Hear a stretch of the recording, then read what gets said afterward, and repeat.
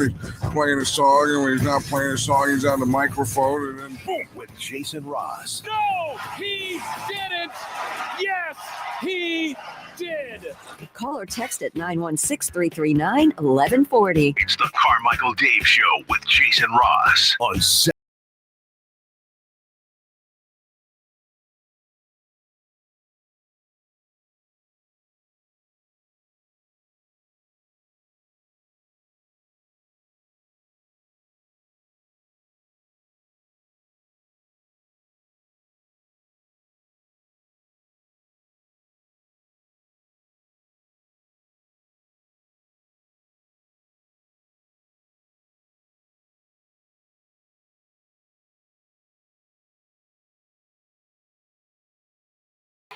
the funniest things to you are generally things that cause me pain. That's okay. Good morning. Good morning, Jason. Good morning. Good morning, everybody. It is March 25 as we slag into April. I'm Dave. That's Jason. That's Chris, the award-winning morning program right here on Sacramento Sports 1140. Ooh. Am I going to get the first chat text off? Be first. Good morning. First. Boom. Thank you. You got two in. You're on a 2-0 run. I did. All of you all need a timeout. Timeout. Yeah. Text line. Dave's on a heater. Chat line already losing. Yeah. Already losing. Oh, I'm missing the text. 916-339-1140 is your text line. You'd be first in the text, although nobody would know but us because nobody sees the text line but us. Oh, it's a good thing. Sometimes, like somebody will send in like a really terrible, hey, Javier second. Oh, nope, Javier's not. I don't know. Can I say this screen name? I guess I can because there's no swearing in it. Somebody's screen name is Luck the Fakers. Yeah. Okay. Which, yes. Good morning, Javier. Good morning, Luck. Good morning, Elevated Minds, who says Kings are done. Put a fork in them. What does that mean? If something's done, you put a fork in it? What, to like eat it because it's done so you can now you may eat it? Yeah. Okay. Eat it. Eat it. Great song. Hey, I like this text from the 916. Love you, love your show. Hey, it's you. First. So people will send in like sometimes these horrible texts. I'm not talking about like, hey, I disagree with that, or hey, you need to soak your head. I'm talking about like, you're the worst, F you, and I hope you die. I don't know, something like that, right? And, there was a time on the station where we had a host where if you texted in something and you just like were trolling and because the text line shows your phone number. Yeah. And then he would like he would tweet out the phone number, be like, hey, this guy's sending all these crappy texts. And then everybody would spam. And we had one guy come in once to the station. I'll never forget this. And he was like, yeah, I got all these. Same guy says, soak your head as well. Oh, wow. Hey. And then we had this one guy come in and he was like, yeah, I've got all these people spamming my phone. And he's like, I didn't send that text. Which, look, you shouldn't tweet out the phone numbers. But like, also, it's like, do you listen to the show? Yeah. Well, so what? So how did that? So another person, like the guy was obviously lying. You're a liar. In the meantime, I have this weird affliction today, and I don't want to share it because that's when the whole audience says I'm about to die. But like, have you guys ever had? We've talked about this before. You ever have like phantom phone vibration, and you're like, yeah. Okay. So I have this vibration going in my like left thigh this morning, and it's just like. Don't start with your look. You twisted your head like you were like, what was it? It's just this vibration intermittently. You neither, Jason. And I don't know what the hell that is. Is it and of course me, I'm like, is that what a blood clot feels like? Uh-oh. But I've had this happen before once. I think it's called cell phone pocket. The problem is I usually have my your phone's right there. but I usually have my phone in my right pocket. Oh. And also this week's it's an overcompensation. That's what I'm saying. Maybe the left eye is jealous. And I got the weekly screen. Is there a way to turn off screen time reports from Apple? I hope there is because I don't need to see these, dude. The one I got on Sunday is an all-time record. 10 hours and 19 minutes per day. cell phone usage. Yeah. 10. What the hell am I doing on my phone? I think it's fake. I think it just counts if it's on. And I don't necessarily, but I keep playing this stupid game. Which game now? Oh, no, same one. It's a Royal Match. Well, Royal now Match or it's the new one, the whatever the hell the new one. I go back and forth. Then the new one runs out of levels, and then I go, which is really sad when you play a game enough to where you literally have run out. They're like, you played enough. We need new levels yesterday. Yeah. The fact that he knows that too. They added new levels. Yeah, because they have to keep adding levels because ding dongs like Chris and I, they get new levels out and then we jam through them. And then they put you in something called the Champions Arena, which is just a whole bunch of other different levels. And It's then, just the same game over and over. yeah, exactly. And then they're like, update your system for new levels. And you get the little notifications like, woohoo, I know what I'm doing for the next hour. And then The next 10 hours. yeah, or 10 hours and 19 minutes. It's just such a mind suck. It is such a, which I'm thankful for the mind sucking, but also speaking of screen time, I did find myself, you'll be happy to know this, Jason. I did find myself screen timing on the internet for various, let's just say a certain schools. I'm already on the gear. You just did the whole thing yesterday. Like, do I have to do this? I had to talk it out, and then I'm like, I feel like look, just This seems like a cash grab. 100%, dude. Like, I didn't go crazy. I didn't. Well, I don't think I went crazy. I think I was actually very Over under 3 items. over, but That's crazy. But hear me out. Okay. Oh man, I'm out of cash. Hear me out. Bless you. Okay, here's what I got. All right. I got a Are you done? We're trying to All right. Are you a double sneezer? No, usually 3. 3, at yeah, least. same. And I hate that because I do everything in even numbers and I can't formulate a new sneeze. Well, I stopped at 2 for you. You did, thank you. So I got 2 t-shirts. That's 3. Yeah. I got 2 t-shirts. Okay, one that said, son of a bitch. I got one that says UCLA mom for Melissa, and I got the counterpart UCLA dad because of course I think you should switch them. there's nothing wrong with that.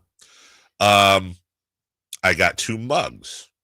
I got one that says UCLA dad, one that says UCLA mom. I mean, I'm going for a cheesy thing here. Obviously, this is cheesy. And then I got Avery because I got those all in the shopping cart and I was about to hit order and I was like, I don't know, I guess maybe I should get something for my kid who got into the stupid school. So I got a Bruins banner for her wall, and then I got her a little UCLA hoodie. What I found interesting. Oh man, I'm out of cash. By the way, dude, don't ever go through your recent Amazon orders. It is incredibly sad. Is it Pringles? No, that's Folgers coffee. Oh. Which is right before I ordered. A lot of gadgets I saw. Let's Cords. You know what? I won't edit this. I got some water. I got. I don't know, can I even say this? No. Okay. You have to say that. You have to say. Can I say it? Can you show me again? Yeah. So I can read the exact title. This was purchased by Carmichael Dave. Well, it's comfort powder. Yeah, it's comfort powder. Titled Happy Nuts. So And are they? Gross. I haven't tried it out. I just got it yesterday. Not that So you're like, I'm looking for UCLA gear, but you know what? I could also use Happy Nuts. I'm not entirely I had a very bad situation. This is TMI even for me. Okay, so remember the RV trip? The tingling's happening. This is right. So we were on the RV trip. I got this new affliction. I didn't know what the hell it was, but right where your thigh connects to your groin, I got like a rash there, and it was super very. It sounds funny, but it was super uncomfortable, right? Swamp crotch. Yeah, right. Because you're driving or riding in this case for so long and sitting down and all that. But I'm like, what the hell is this? And why is it was like, we didn't have that part in the dock.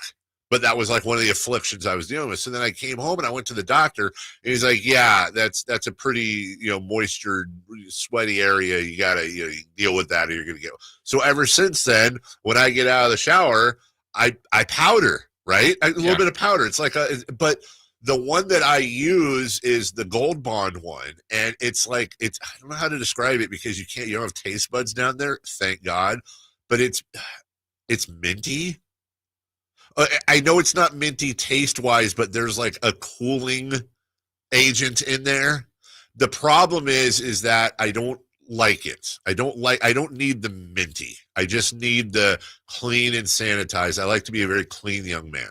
So I saw a commercial for this, and I was just running out of my yellow bottle stuff, and it said Happy Nuts, and I looked at the reviews, and it was priced well. So I always read the reviews of Happy Nuts. Look, dude, if you're going to get an item that you're putting there. What about good old fashioned, like as a baby, Johnson & Johnson's? The baby powder stuff? Yeah. Aren't they being sued? Are they? Are they? I think so. Why? Unhappy Nuts? Unhappy. Yeah. Sad nuts. I got a printer for my dad, a bunch of dog food, some food storage, some AAA batteries. This is the best. What? Just conglomeration of stuff. I'm going to tell you this. This is sad that I'm being this vulnerable, and then I'm going to tell you the date that I'm going back to. AAA batteries, black sanitized kitchen gloves, 2 sets of USB Type-C cables, coffee, a magnetic spice storage rack, Northern Galaxy Light Aurora projector with 33 light effects. That's a great purchase, by the way. It was only $30 and makes your ceiling look like a constellation. Everyone should have that. Phone mount for your car, exfoliating gloves for the shower. Yeah, that's my last 2 weeks. I really need to get off of Amazon. There's your screen time. But 2 mugs, 2 shirts, and a UCLA hoodie for my daughter and a banner. That's it. I feel like that's okay. Okay. And then Oliver Mason, huh? He doesn't care. He's like, nah. UCLA. What I found though, and I truly looked for this, is like I could not find. All I wanted to do was find a shirt or a sweatshirt for my daughter that says something to the effect of like UCLA incoming UCLA, or something that signified that like she's an incoming student. And there's nothing like that. Even like UCLA, that she wears for what, 3 months? Yeah, that's true, huh? Okay, that's a good point. There's also like I guess they haven't made them yet, but like, can we get like a class of 29 shirt, something like that? Maybe she could wear that forever. I don't know. I just wanted to do something. Just the 4 years? Yeah, I was gonna say same as Chris. Huh? Just the 4 years in school, as opposed to what? 5. Why would you go to college for 5 years? A lot of people do. They do? Yeah. Why? To make their parents pay more. No. Just to like ease everything out. Like you're not just cramming everything in. You're on your own. You want the college experience. Yeah. Sometimes credits, maybe a class doesn't match up. You need one more semester, one more quarter, maybe 2 more quarters. Let me tell you something right now. As it stands, if my daughter goes to the school for 4 years and the prices stay the same, it's going to be upwards of $170,000 to send her to this school. She can cram it for 4. Okay. Oh man, I'm out of cash. She can go to the school for 4 years. Let's stay away from cramming it. She can go to the school for 4 years and figure it out, lady. I just need. No, she just needs to relax. It's the time of her life. No, she just time of your so life. You want to have the college experience, but make sure to get it done as fast as possible. No, as fast as possible is like Doogie Howser. You go there for a year. Like 4 years should be enough. If she needs to go to graduate school, that is very old thinking. It is. Yeah. Is it really? When I was going to college, they were like expecting 5. What? Like, joke's on you. I'm not staying. Shut up. This is a real thing. Yeah. No, 4 years. I'm going to have 2 years with 2 kids, both in college at the same time. For 2 years, if it works out that way. Maybe more. Mason and Avery are going to be both going to college at the same time, man. I don't have that kind. Oh, man, I will be all out of cash. No. Are you messing with your numbers? No. All right, let's break. This is what the prophylactic commercial should be, honestly. This is what the Trojan commercial should be. Hey, wanna bring something to this world that just siphons off of you for 18 years and then 4 more, but maybe 5, you don't know. And then if you're lucky, never again, which you probably won't be because your daughter's getting a liberal arts degree. Hey, Trojan condoms. That's what the commercial should be. 4 minutes ago, you were talking about, I'm buying all this UCLA stuff. That's like $100 total. This is not. All right, when we come back, Kings lose. Unhappy nuts. Right, seriously, very stressed out nuts. We'll be right back after this. You never know what you might hear when listening to a Sacramento Kings game. Out of Keegan, going for another triple. Man, is he feeling it. Keegan, can he do it? Yes, there's number 11, Keegan Murray. Keegan steps back. He just knocked down his 12th three-pointer, a Kings franchise record. He's got 45 points. Never miss a moment of Sacramento Kings basketball with Sacktown Sports and the Sacktown Sports app. Wesley Financial Group is not a law firm. Are you a victim of the timeshare trap and think there's no way out? I'm Chuck McDowell, founder of Wesley Financial Group, the original timeshare cancellation expert. And I'm here to tell you that there is a way out. All you need to do is give my office a call. I will send you a timeshare exit information kit absolutely free, explaining how the timeshare industry works and your options for cancellation. Call Wesley now for your free info kit. 800-902-5454. 800-902-5454. JCPenney makes spring fashion look so easy. Throw on something light, bright, and extra comfy. Mix and match new arrivals from your fave brands and create affordable outfits with ease, like the perfect St. John's Bay polo paired with chinos, or a simple sweater and denim combo from A&A. Get that Liz Claiborne handbag you love, plus those cute sandals to match. For warmer nights, pick out cool, lightweight sleep sets from Umbriel. Come shop, bring the fam, and start chasing those spring vibes now. JCPenney, make it count. All guests come to you from the Folsom Lake Honda hotline. Folsom Lake Honda, your one-stop Honda shop. Let's do it. Leading off, the 3 top stories in the morning. Huge news. This is very important. Here's cut number 1. White goes screen from Cornette, steps to his left, retreats to the logo, keeps that dribble alive. Plenty of time on this trip for Boston. Now to Pritchard for a deep left wing 3, and he scores another one. Pritchard now making his 5th triple in 11 attempts. He's got a 20-point ball game. Celtics have a 16-point lead, which is their biggest of the night. Kings turn it over. I like that. Well, I like the end of that call. Kings turn it. I like the end of that call, he said. 113.95 is your final. The Celtics outscored the Kings in every quarter. Numbers don't tell the story in the first quarter. It was a good first quarter. I think the good first half actually was really high level. I was happy with that. I mean, as far not moral victory, but it's like, hey, you know what? This is good basketball. Yes. And then there was a second half. Yeah, there was a second half, which included, by the way, a very scary moment when Jason Tatum came down on Domantas Sabonis' foot and the way he reacted. I was watching TV. The way he reacted when he went down, because I didn't see it. I saw him come down, but I didn't. I hate to say it, but I was thinking of Kevin Ware. Is that the name? Oh God! The way he reacted, I was like, oh God, did he just snap his leg? And as we've talked about before, like when we saw Sabonis go down, spraining your ankle is one of the most painful things you can do. Fortunately, the pain level doesn't always equal the injury level, and so we hope he's okay. That did not deter the Celtics in any way, shape, or form. No, that was part of a 7-point play, a 7-point sequence where the game was a 7-point game. Then it goes to 14, and Kings were never close again. I wonder there's always a way to find stuff out, but I wonder what the record is. Yeah. Like on how many it would have to be through not offensive rebounds or steals, but a combination of how many points have been scored. What's the most that's been scored on one combo of shot, possession, foul, right? All of that, technicals, all that stuff. Yeah, 7's got to be damn close, or it's 7-0. And the other part of that rule that was interesting was he had 2 shots to make 1 on the free throw. Yeah, I Thank you, Jason. I wasn't going to ask that question because it seems like one of those questions that everyone would be like, you don't know, you're an idiot. But like, I've never heard of that before. Yeah, and of course he missed the first. Of course he did. But makes the second. Still gets the one, and then they make a 3, and you're like, oh, this game was somewhat close. Not anymore. I don't know. But it's okay, Dave. Who do they play tonight? Oh, God, I don't even know. So easy. G League team. Easy win. Light work. 14 points for Zach LaVine. Okay.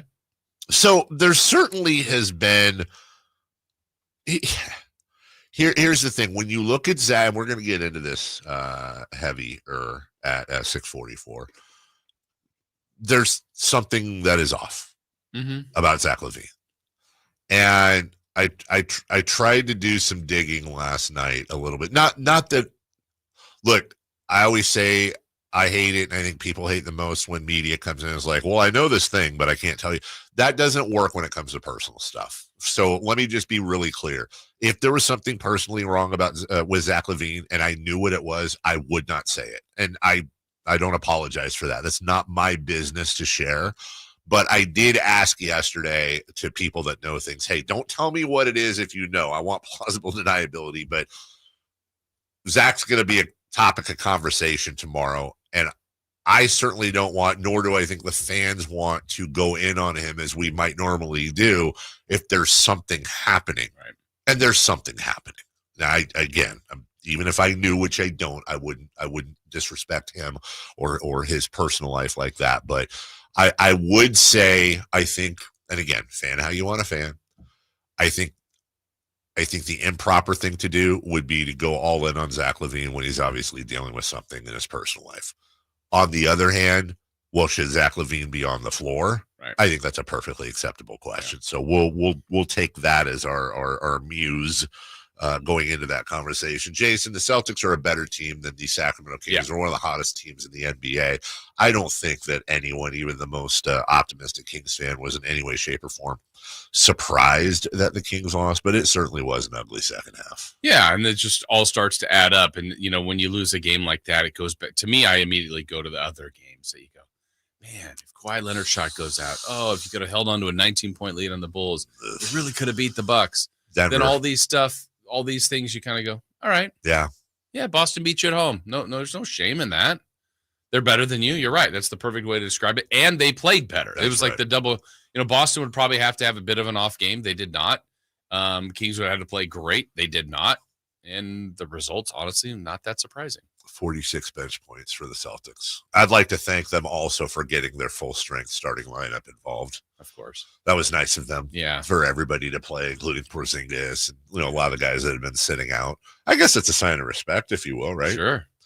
Yeah. So we'll get into all that and what's going on with this team. And just for funsies, yes, they were outscored 57-44. Actually, it doesn't seem like it could be that bad. 57-44 in the second half. And and 26-22 in the second. The Celtics just ran away with it. We'll get into that throughout. In the meantime, some good news locally. Cut number 2. 91-90, Lakers by 1 in Game 5. Series tied at 2. Here's Bibby ready for the inbounds. Pops it into Weber. Back to Bibby. He stops. He fires from 20. He's got the bucket with 8 seconds to go, and the Kings take the lead, 92-91. The biggest, arguably, shot in Kings history. Shout out Kevin Martin against the Spurs. Mike Bibby.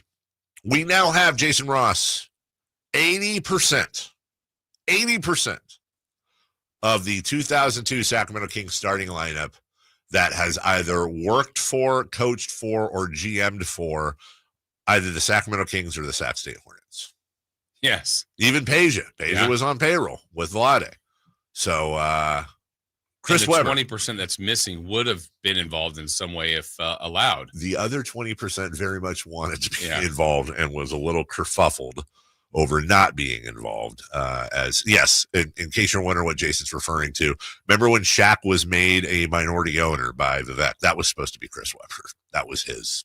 Why wouldn't you make Shaq, with all his ties to the organization and everything? Mike Bibby is your new head coach at Sac State. Full disclosure, this has been rumored and talked about for a long, long time. We actually tried to get Mike on, was like 3 months ago, whenever that started. And Mike, to his credit, wanted to keep everything quiet and work on this thing. Jason, you have tremendous ties to Sac State. I've been working my folks as well. I was told, I'm imagining you were probably told the same thing. He doesn't really want to say anything until they have the press conference and all that. We will do everything we can to effort getting Mike on the program. And look, hey, credit to Luke Wood, credit to the AD out there. Who's the AD out there? Mark Orr. Credit to those guys, because say what you want. I don't know if it's going to work. I don't know what's going to happen, but when you look at the stadium, when you look at their push for the Pac, whatever the hell it is now, when you bring Mike Bibby in, you brought in the new coach that is one of the most highly sought after coaches in college football. They're definitely making an effort to transform Sac State athletics into something nationally recognizable, and I'm here for it. And Bo, by the way, you could argue over the last 20 years, I would say maybe the most successful that a program has reached. Correct me if I'm wrong, Jason, but wasn't it just about 8 years ago or something that Sac State baseball was insanely good on a national scale?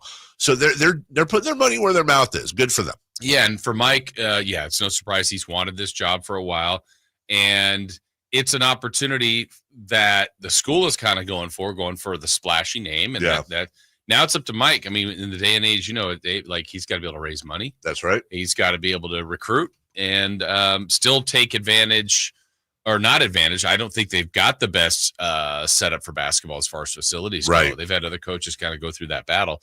So Mike's going to have the same thing. But I think it's encouraging that he wanted the job. And now let's see if he can do the job. We'll talk about that at 7 o'clock.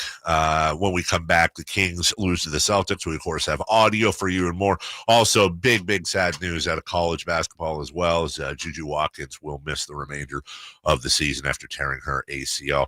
Guys, we got to go through it. Whether you like it or not, we're all in it together. Kings audio to their loss against the Celtics last night coming up next.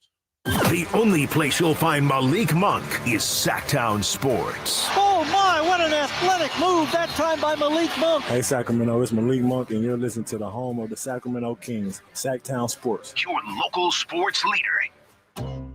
If you're 55 and up, T-Mobile has plans built just for you. 2 lines of unlimited for just $30 a line. That's a 45% savings compared to Verizon and AT&T. But don't just take our word for it. It's not just the savings that are great with our T-Mobile plan. There's all this value from all these other things that T-Mobile offers.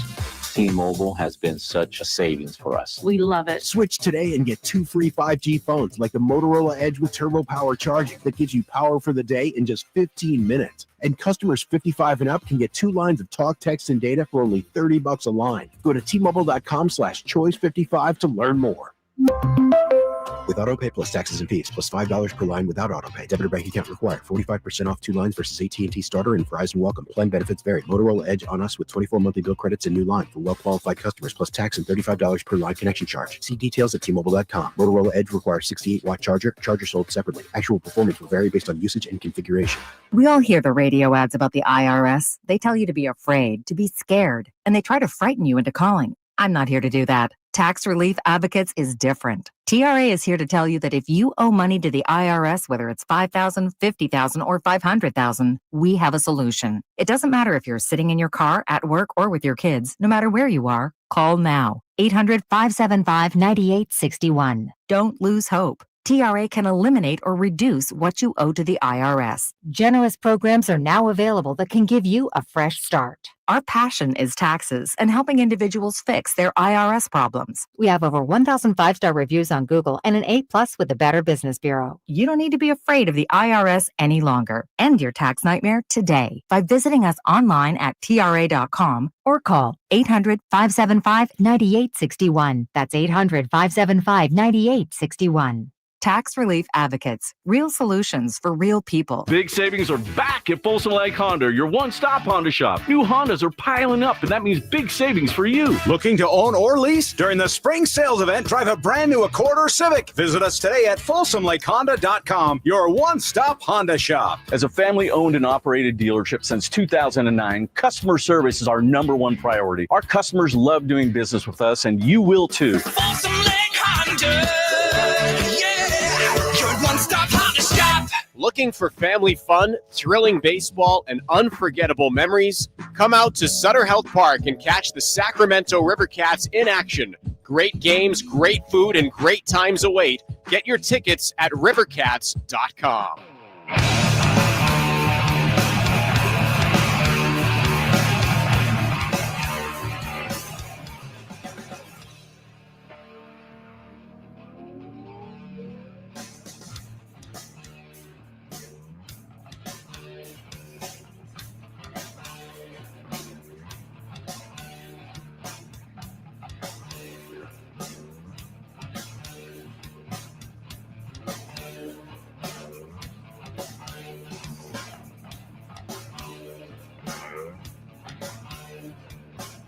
The Carmichael Dave Show with Jason Ross Call or text at 916-339-1140. on Sacktown Sports. Shout out to Chris for ruining this song forever for me. Stephen Flo. Stephen Flo. I hate it so much. Welcome back. Carmichael Dave, Jason Ross, Christopher Laud, and some highlights. No joke. What a truncated list of highlights from last night. That's actually about half a page is normal. And I get it. Yeah. They're not low lights. Let's start in the first quarter. Keegan Murray started out nice and strong with a couple of back-to-back triples. There's a three that's knocked down by Keegan Murray on the left angle, facing against Jason Tatum. So the Kings are on the board. Keegan open on the left wing. He scores another triple, and Sacramento has taken a 1-point lead. On top, 6-5, thanks to back-to-back triples from Keegan Murray. Why couldn't it be first one to 6? Why not? What would that be? You have the Lawler Law. Yeah. That could be the Gary, something. The Ross Rule. The Ross Rule. That's great. You can use it. Okay, you make T-shirts and everything. Yeah. The only thing better than an 8-0 run, Jason Ross, is a 10-0 run. Here is Domantas Sabonis. Love to watch that little gallop by Sabonis. It's a trademark as he comes across the midcourt line. He goes low post on a feed from DeRozan and scores. Kings have scored 10 straight, and they have a 10-5 early advantage. Keon Ellis getting the start. Hey, I was told we win every time he plays. I even said that Brown on the left wing now feeds a pass right into the hands of Keon Ellis with a steal. Challenged by White. Slows down, draws a foul, scores the basket. Not quite sure how he pulled that one off, but he's going to get an and one opportunity as well. Mm-hmm. And he did. Heading to the second quarter after a Peyton Pritchard buzzer beater. It's kind of what he does to give the Celtics the 1-point lead going into the second. This is actually let me skip. Let me go back because this was also late in the first. This is one of those things where I just was like, really? Jason Tatum just casually rolls up to the 3-point line and I'm just going to shoot it off of 1 foot for no reason whatsoever. And well, he's Jason Tatum. Jason Tatum now has 8 points, 4 assists in this first quarter. Back at the midcourt line, working on LaRavia, gets the screen. Now a 1-foot 3-point attempt. It's good on the left angle. That was an awkward launch, but he's in double figures. He's got 11. Celtics within 2. You know, there's always recency bias, Jason, but I found myself thinking for the next minute after I watched that. I've seen 1-foot shots before. Right. I don't know that I've seen a casual 1-foot 3-pointer with time left on the clock in my entire life of watching basketball. He just rolled up there and went, bloop. Yeah, made it look so easy, like it was from 6 feet, not from 3-point line. What the hell? Yeah. What is that? Is that a new weapon? Should you get an extra point for that? No. Maybe 4 points if it's off 1 foot? Sure. No? Okay. On to the second quarter, Markelle Fultz in the game, and he was shooting it decently. Double team by Pritchard, knocked away, saved by the Kings, kick to the corner, Fultz for another 3. He's got his second 3-pointer. Kings back on top at 41-39. Max on the chat line says, fun fact, the Kings could have drafted Tatum if not for Vlade trading pick swaps to free up salary. He could have just stretched for nothing. Yeah. I mean, that's a fun fact. That is a stretch. I mean, it's true. He's right. That was the big Jason Thompson Philly thing. But we're also are we also going with the idea that we're thinking that Vlade would just draft Tatum? Yeah, I mean, that might be the fly in the ointment. Zach LaVine was on the floor. Zach LaVine scored, going downhill. 10 lead changes in this first half. LaVine, strong take to the basket, coming from the right to the left side, diagonal cut, and the Kings are on top, 49-48. LaVine now has made his second field goal in 5 attempts. He has 4 points. 49-48 there, and it would kind of go back and forth. Boston would eventually build a 10-point lead off of Tatum score in transition, and then the scary moment of the game for them, for any NBA fan, really, let's be honest, Jason Tatum hits a 3, comes down on DeMontis' foot, and it hurted quite a bit. White walks it into the front court, looks and finds Tatum on the left wing, yet to put it on the floor. Goes into the crouch, retreats with the dribble, now launches over Sabonis, fouled by Sabonis. He scores the 3. He's hurt you, man. He's down on the floor just in front of the scorer's table, and he's on his left side, and now the training staff for the Celtics immediately is out there to try to help him. Shout out. When you're calling games, you have to know when to get in and when to get out. And Jason, I thought right there, you got in and said the thing and then got right out. And look, Vern Lundquist at the Masters, Howard Cosell, we played that yesterday. Down goes Frazier. Vern, in your life. Yeah. He's hurt, G-Man. Definitely. And I'm out. And you're out. Yeah. Shirts. Yeah. With that long.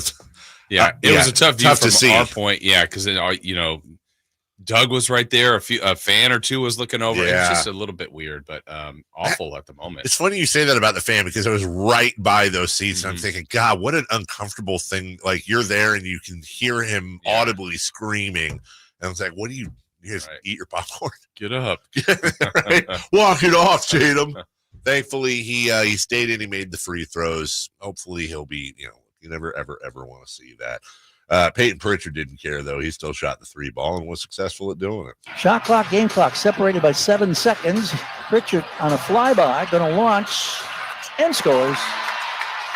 The flyby was created by Markelle Fultz. Pritchard just calmly waited, and when he was free, he fired up the triple and he buried it. Zach LaVine had knocked down a 3 a little bit later to cut it to 10, and then it was all Celtics, ending with this Peyton Pritchard 3 ball, his 5th of the game, to stretch the lead to 15. White screen from Cornette, steps to his left, retreats to the logo, keeps that dribble alive. Plenty of time on this trip for Boston. Now to Pritchard for a deep left wing 3, and he scores another one. Pritchard now making his 5th triple in 11 attempts. He's got a 20-point ball game. Celtics have a 16-point lead, which is their biggest of the night. Kings turn it over. Peyton Pritchard would finish with 22 points in a team-high 35 minutes off the bench. A lot of bench scoring for them and help. Luke Cornette, 13, 8, and 3 very quietly. Baylor Shireman, 9 and 7 with 2 steals and a very nifty steal and behind the back pass. That was good. That got the Celtics bench up. Your final score, 113. 295. Over on the chat line real quick, our guy Max, who said the fun fact, added one about Kings could have drafted Sabonis but instead traded the 8 pick, which was Marquise Chris, for the 13 and 28, in which they selected Papagiannis and Labissiere. Let's not go down the road of retroactively. There's a lot of could have. There's a lot of there's actually better could have. Yeah. The Kings could have drafted Steph Curry, but they went for that down Tyreek Evans guy. And the Kings, who was it? Kings who drafted Dame Lillard, but it was Thomas Robinson. Correct. Yeah, we can do that game all day long. Easily the worst draft in Kings history. Well, who's the one? What's the one? Who did they pick the Jokic year? That's the one we should be saying. The Kings drafted, and they could have drafted Jokic with a second. They could have just traded for a 2nd-round pick and grabbed a 3, soon to be perhaps 4-time MVP. But they did. Could have. Yeah. You ever have that daydream? Am I the only one that ever has the dream of, like, if you went back in time and you knew, let's say you could go back to 2010. I think I've asked this on the air before, but maybe I didn't. Let's say time put you back to 2008. We'll just use that number. And here's the deal that they made with you, the time people. You can't use your powers for anything, except Sacramento Kings personnel moves. So legitimate question. If you were actively trying to, and you went back right before the 2008 draft, how long? Interesting. You want to go to 2002. I wouldn't go to for that. Yeah, exactly. No, let's not get silly here, Chris. If you went back to 2008, here's how my dream about that works. How long would it take you to go from a person on the street or in the media to legitimately being the general manager of the Kings? How many years would it take for ownership which obviously changed, but how many would you have to nail? Because not only would you have to somehow communicate with the current GM, this is who you should be picking and give him a list, but you'd have to wait a couple years for that to come to fruition. You'd have to make sure that got to the owner. And then 3, 4, 5, at some point, right, they have to hire you. Like they go, I don't know what this dude is, but he's the greatest scout on earth. I've generally estimated that if you went back to 2008, you'd probably be the GM of the team by 2013 or 14. Well, and the other part is it would get to that exercise where we go, is it environmental? Because you would know who all the best players are. Right. But then let's put Giannis on the Kings. You're like, right. He didn't turn into Giannis. No, he's Marvin Bagley. Environment. Right. That's. And then you go, wait, I know he's the best player. Yeah. This is an MVP. Yeah. What happened? Or whatever the player is. Right. Exactly. And then God knows what other butterfly thing happens. And do you know what that Jokic draft was for the Kings? What year was it? 15? 2014. 14. Stauskas? No, was it Nick Rocks. Oh, God. Okay, only 33 picks ahead of him. Just for funsies, though. There's an all-star drafted at 13 that year, too. Who? Zach LaVine. Oh, Christ. How funny would it have been, though, as we got a break? Like, imagine the Stauskas video. But what if Vivek was in there and, like, all the cameras were in there and he's just like, guys, I know this sounds crazy. I'm overruling all of you, though. This guy, Jokic, I've seen him play. And I know we're way too early, but I don't want to take You are out of your mind. Yeah. I wonder how long it would have taken before people stopped calling for Vivek to step down at that point. Like the overwhelming, like it would have been the biggest joke nationally. Everyone would have freaked out. That would have been the biggest called shot in the history of sports. See, that's why we need a time machine. We'll take a break. When we return, what is wrong with Zach LaVine? What we will lack in details. We will be very, very big in philosophy and so much more. And oh, by the way, is there necessarily something wrong with Zach LaVine? We'll look at the numbers and so much more next. Tonight, Kings and Thunder. Game night with Scott Marsh and the high flyer Henry Turner starts at 5:30. Tip-off at 7. The Kings play here on Sacktown Sports. Sacktown Sports, 1140. The Amish have a reputation for craftsmanship, determination, and quality. Hi, this is Frank LaRosa with a word about Naturewood Home Furnishings. You know, those virtues sound quite similar to the Keys family and the day-to-day values on display at Naturewood. The Amish furniture craftsmanship begins with the finest hardwood, shaping and molding the raw materials into one-of-a-kind art. In addition to the classic styles long sought and revered by discriminating furniture lovers, Naturewood Home Furnishings offers a vast selection that includes transitional, modern, farmhouse, arts and crafts, and other stunning styles, all available in the ultimate Amish standard of excellence built over centuries. All Naturewood Amish furniture is on sale right now for a limited time. Let the Naturewood team guide you through their selection of Amish furniture that will be with you forever. Naturewood Home Furnishings, off Highway 50 at Hazel. Look for the water wheel. It's Carmichael Dave talking to you about my good friends at American Energy. You're in the Sacramento area. You know how the seasons work. They are a-changing right now. So American Energy wants to help you stay warm for the rest of the cold season, but help you stay cool during the warm season. Best way to do that, make sure your system is operating safely. So right now is the time to take advantage of half off a tune-up, $24.50. They cut that right in half, and if you want a diagnostic, guess what? You can't beat free. If it's free, it's me, and now it can be you. And also, it's the end of the season blowout. $4,000 off a new system plus any rebates. That $4,000, that's a direct drop from the sticker price. It's a great deal. check them out at theaeway.com or an instant quote, or give them a call at 916-520-9990. That's 916-520-9990. Tell them your good buddy Carmichael Dave sent you. Call 916-520-9990 now. Spring is here, and that means gigantic savings for all your oil change needs at Jiffy Lube today. Get a $25 gift card with the purchase of any Pennzoil Platinum full synthetic oil change through May 31st at your local Jiffy Lube service center in the greater Sacramento areas. And don't forget about the additional $30 off online coupon at jiffylube.com.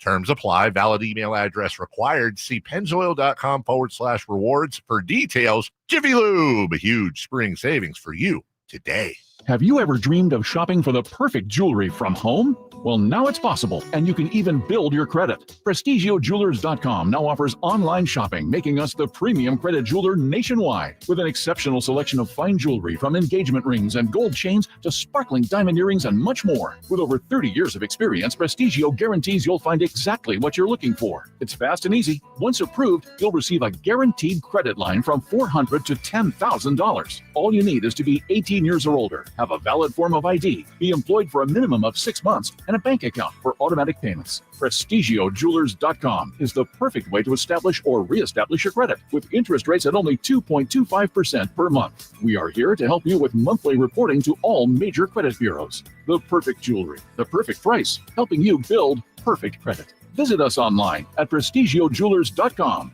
or at one of our locations in Sacramento, Stockton, Merced, and Fresno. Enter code SACTOWNSPORTS at checkout to save 10%. Sacramento's premier country music festival, Country in the Park, is coming back May 16th and 17th at Cal Expo with Bailey Zimmerman, Billy Currington, Cole Wetzel, Nate Smith,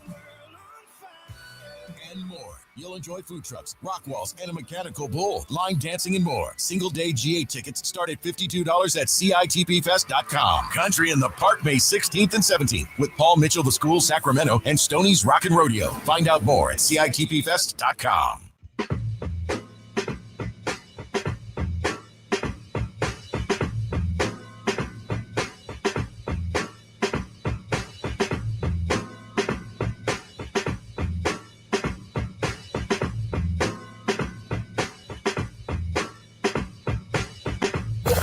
Waking you up with the best in local sports. They just make it interesting, you know? It's the Carmichael Dave Show with Jason Ross on Sacktown Sports.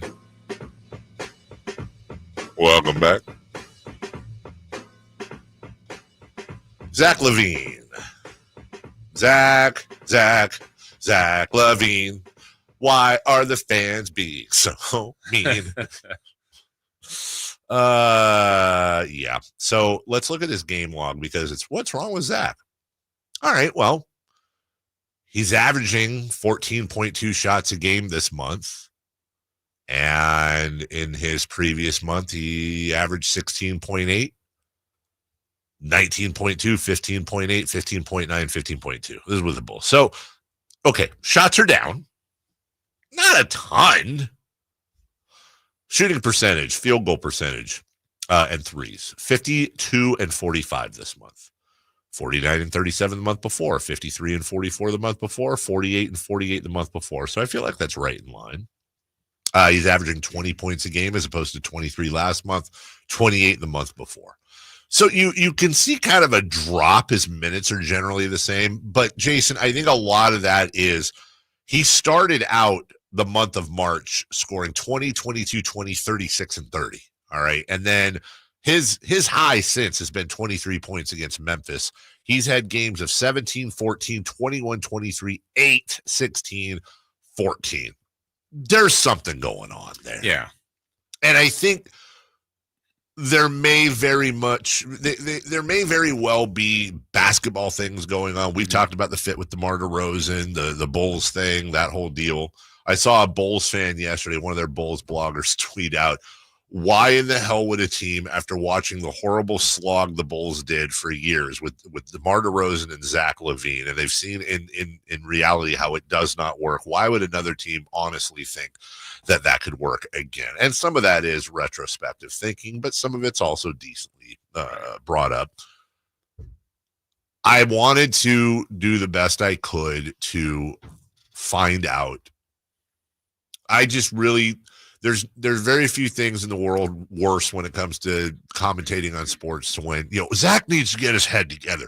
Zach needs to do this. What is wrong? He's making 40-something million, blah, blah, blah, blah, blah, which, by the way, would all be very appropriate. But then you find out like a week later, this horrific thing happened in his life, and then you feel like an ass. Right. So I don't know what's going on. I don't have anything to report. Again, full transparency. Even if I did, it's not my place to say. I will tell people he's going through something. It's his business. I'm going to choose to give him some grace. I don't think he doesn't want to perform. Obviously, his head's messed up right now. I think the real question is, okay, should he be on the floor then? And my question to you, Jason, is, despite what's going on, the question of should he be on the floor, I don't necessarily think he's a negative asset on the floor there either. He's just not playing to what he should be playing at. Yeah, it's a tricky one for the team, for Zach himself. So I know we're going to play some audio from Zach a little bit later in the show, but like body language last night, we see him in the post. Look, they've lost a bunch in a row. He's not playing that well. And if he has something else going on, he's got something else going on, but the body language didn't look very good. That's one thing. Right. My best basketball thought on what's happening with him, this is my best guess. Kind of a little bit back to what you already alluded to. I don't know that for whatever reason, two good players, it's just not really jiving with Zach LaVine and DeMar DeRozan. It's not each one specifically, but they both, DeRozan takes up a lot of time, like whether it's dribbling or shots. Yes. But he gets them all the time. Yes. I don't think we've left a game going, man, how did DeMar get 6 shots? He's going to get hit. Why can't Zach do the same? And I'm not, that's a little bit on DeMar. That's a little bit on Zach. That's a little bit on the team not setting up Zach LaVine. That's one. Two, what was interesting is I personally thought Zach LaVine coming here might benefit him more than Chicago, but I might be wrong on that because I think Chicago ran more set play, and maybe that's something that is better for him. Him specifically. The structure. Might be. Yeah. And the last one would be, and I think this one is probably the case, and Henry made this point last night. He goes, look, the Kings point guard right now, when healthy, is Malik Monk. Yeah. He goes, just for example, if it was Chris Paul, I think both of those guys would be eating. And I go, like, feeling that they need a true bona fide point guard for those two specific. Sure. I don't know that this team needs that, but with those two on the floor, maybe that helps. I don't know. Those are all some theories, some thoughts. Yeah. I can't say this is it for sure. Yeah. Because, he had 42 one night as a King. So I know he's better than this. He looks frustrated. I'm sure the team's frustrated. I don't know the workaround to get him and the team right. I think you bring up great points. I remember watching last night. I want to say it was in the first half. Might have been the third quarter. DeRozan got the ball, entry pass, left elbow. And I want to say the clock was at like 20. And he just kind of dribbled around with it and did his DeMaring. And then I think at 7 seconds, he took a jumper from almost the right elbow, and he made it. But I just remember watching it and going, look, I have all the respect in the world for DeMar DeRozan. As I said yesterday, he's going to go down as one of the greatest scorers, probably top at least 13 when it's all said and done. The guy's a walking bucket. Mm-hmm. I just don't. It's just such a blah brand of basketball. It's ISO. It's him getting into his bag.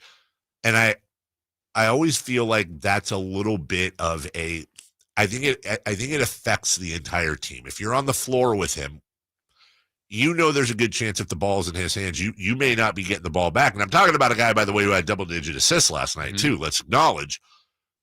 I have always felt like the Kings, and maybe this is just an affinity for the 0-2 team, but they've always been at their best when it is a free-flowing offense where everybody touches the ball once or twice, and you don't have to worry about it. If you give up the ball, there's a very good chance you're getting the ball back. And, oh, by the way, the ball, when passed, always moves quicker than a defender. You're moving the ball around. Everyone's getting a touch. Everybody's engaged. Everybody's into the game. Everybody's warm. They're not shooting for 5 minutes and then missing a jumper.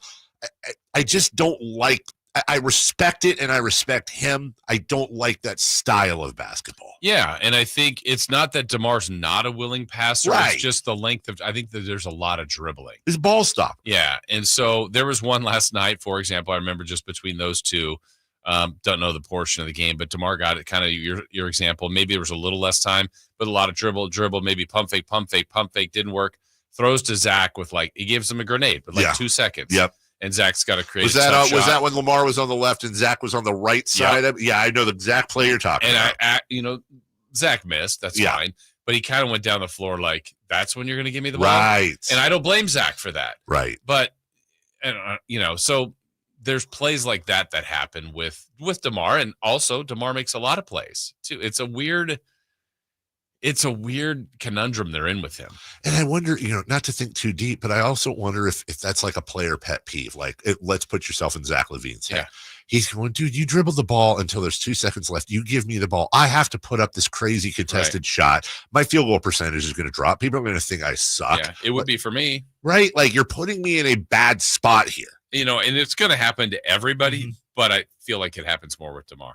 We'll take a break. When we come back, Michael Bibby is your new Sac State head coach. And I'm going to tell you why I think this actually is going to be really, really good for Sac State, why Mike Bibby is going to be, or very well could be, an excellent coach, especially at this level to start out. We still have 3 for Madness, Kings Rewind, and so much more. We'll get into your post game with a lot of comments from players and coaches and a word from Overhead during this break. Think that, because I've been wondering. And Jason, you got me? Yeah. All right. We'll be right back after this. Tonight, Kings and Thunder. Game night with Scott Marsh and the high flyer Henry Turner starts at 5:30. Tip-off at 7. The Kings play here on Sacktown Sports. Sacktown Sports, 1140. Hey, Dave, you're in luck. I got that word for you about Overhead Door. Yeah! And here it is. Yeah, they are great people. They've been doing amazing work in our area for 70-plus years. Came to our house a few months ago.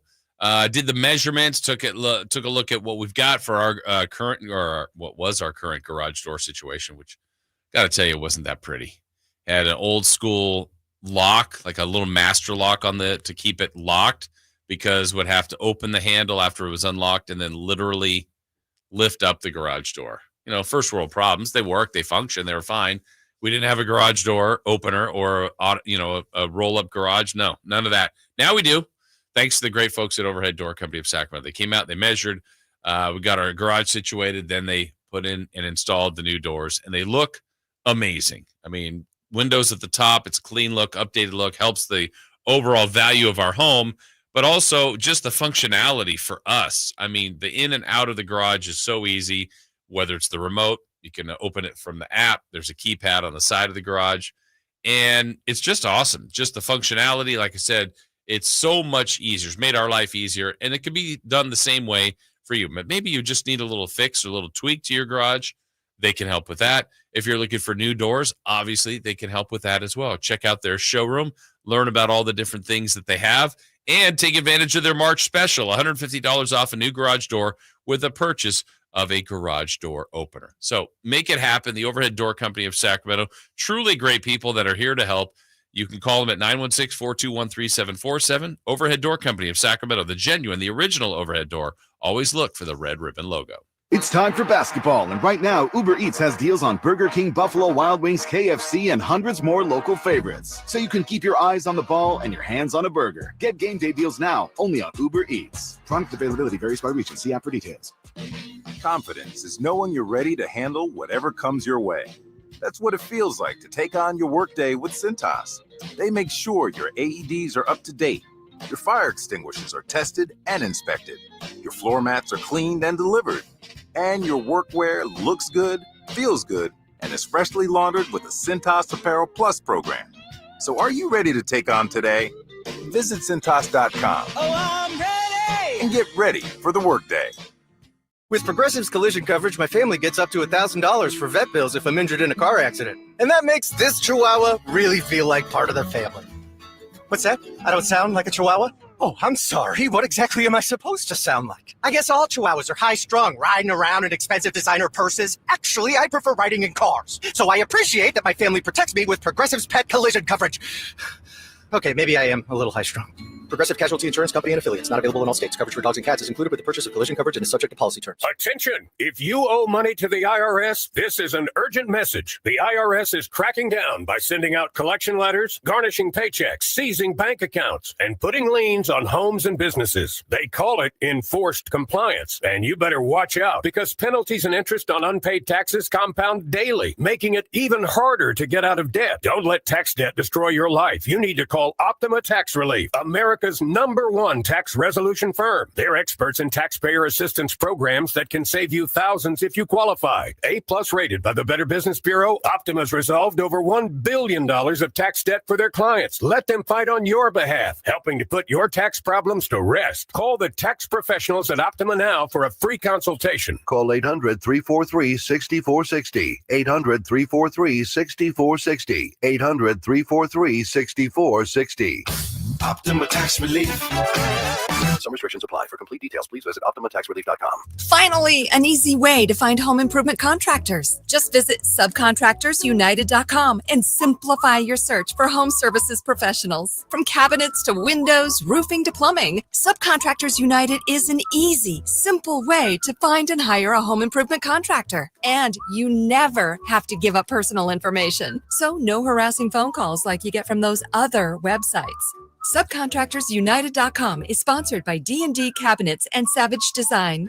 What's up? We're talking to Chad Hoblet of Hoblet Dodge, Chrysler, Jeep, Ram, and Woodland. Well, it's the Ram Truck Month sales event, and I know that means discounts. Right now, you can save up to $17,500 off MSRP on new 2025 Ram 1500 Bighorn Crew Cab 4x4s. And we don't just have a few Rams. We have Northern California's biggest selection, with over 500 new Rams available. It's the big city savings with the small town customer service. Exactly. When you shop at Hoblet, you become part of the family. Plus, we don't just have big savings on Ram trucks. We have almost 200 vehicles at the Hoblet Certified Pre-Owned Supercenter and over 30 under $20,000.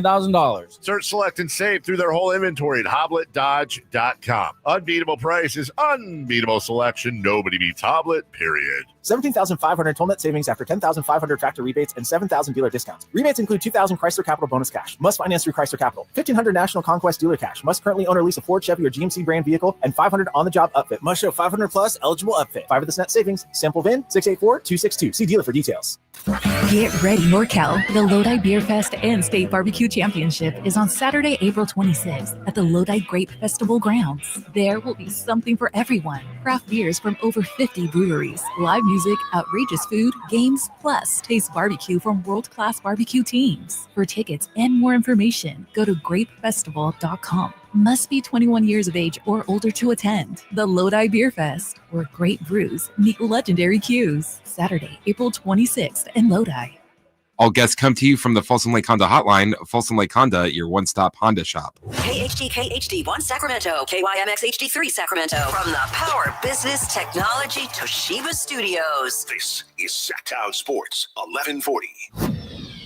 The Carmichael Dave Show. He's on the microphone when he's not on the microphone. He's playing a song, and when he's not playing a song, he's on the microphone, and then boom. With Jason Ross. No, he didn't. Yes, he did. Call or text at 916-339-1140. It's the Carmichael Dave Show with Jason Ross on Sacktown Sports. Three for Madness coming up next.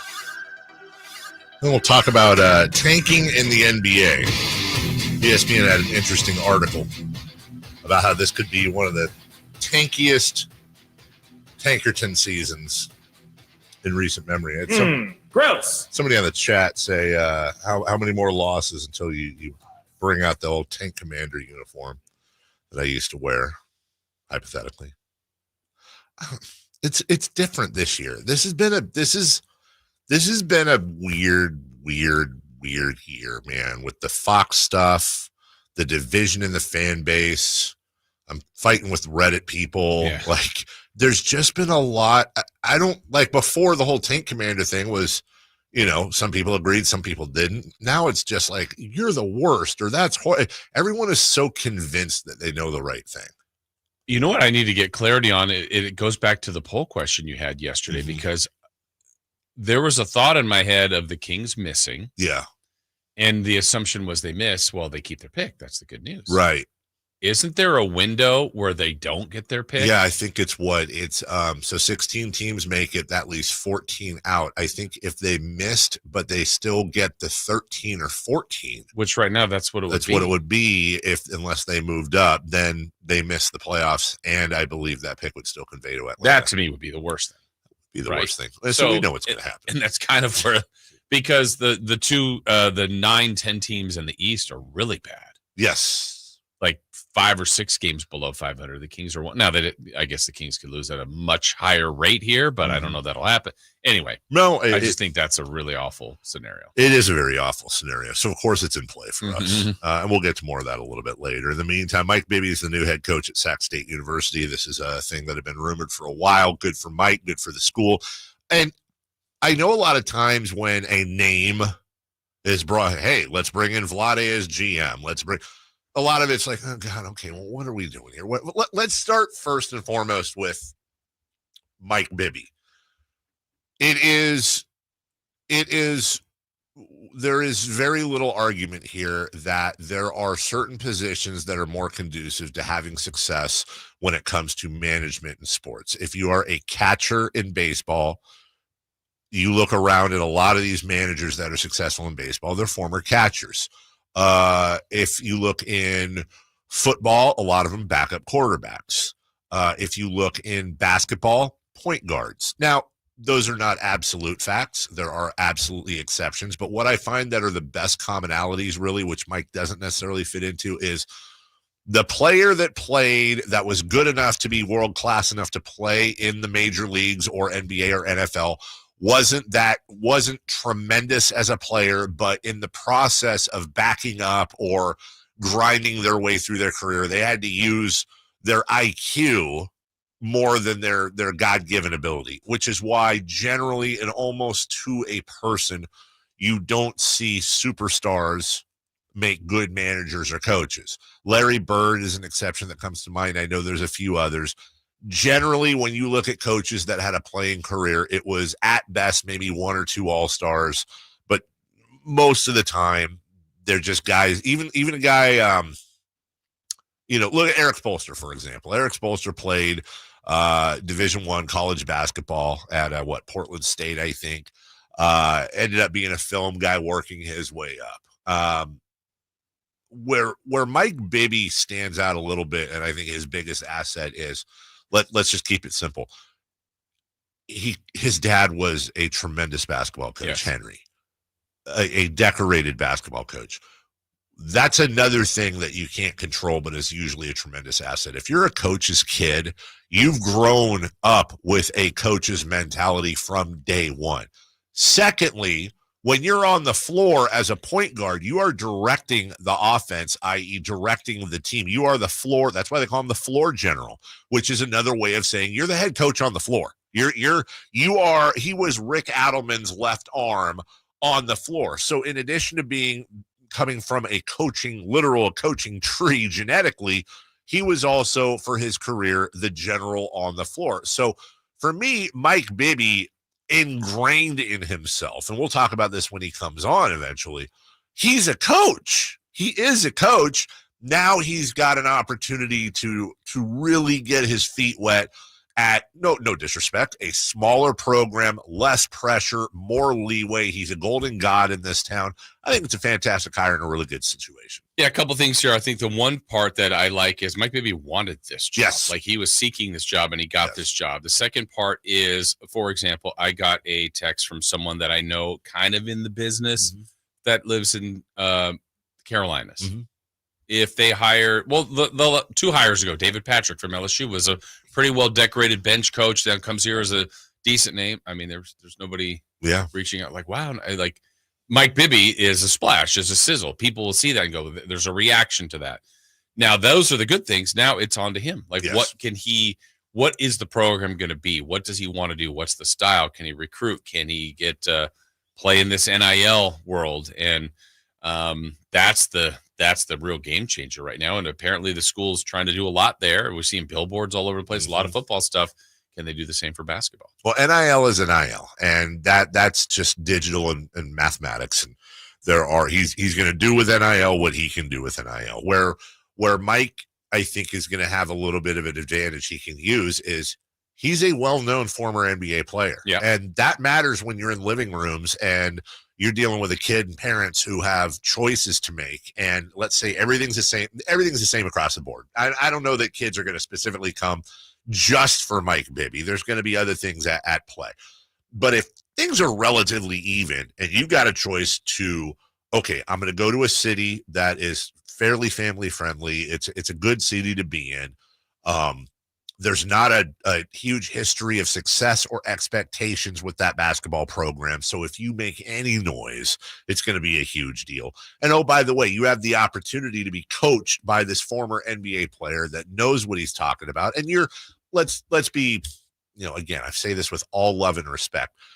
Odds are if you're going to Sac State to play basketball, you're not in line to be an NBA first-round pick. So it's a different thought process altogether. All the guys that have NBA dreams, and that's basically it basically should fill up, let's say, would fill up 4 rounds of an NBA draft. I'm talking the sure things, and then I'm talking about the guys that think they can make it, and in some cases, well, you're talking about the equivalent of 4 rounds of an NBA draft. So you're 120, 150 players each year in the incoming freshman pool that have legit NBA hopes. Sac State, for the most part, if not entirely, is going to be picking from the other group, which is, okay, what are your goals then? Love to make the NBA. That's not realistic. So what I'd like to do, I'd like to be in a place where I can get playing time, where I can improve my game, where I'm going to maximize my efforts and either A, move into the private sector, or B, maybe I'm going to have a 5-6 year career in Europe, in Turkey, in Australia, something like that. This is a place where Mike Bibby has not only the knowledge, but also the institutional connections to be able to say, hey, my agent knows, or I know, or I played with. And, if you want to spread yourself out post Sac State, I can help you. And that's something that Jason Ross or a Carmichael Dave or a Fred Smith coming in he's great at X's and O's, but he doesn't have that same cachet that Mike Bibby does. Yeah. And then the other part too, hiring that coaching staff will be critical, and who helps with all of that. So, yeah, I mean, I think the splash what the school has done is pretty interesting here. And like I said, billboards all over town about football. Basketball is working on trying to get facilities, like if they did move up, we're talking about moving to the Golden One to play some games. So there's a lot of potential here. Have you seen the latest ones too, where they're putting, you have the ones with the smiling or the colors or the hornet or whatever. Have you seen the really, really formal ones that have been showing up? Super formal. They're calling them William boards.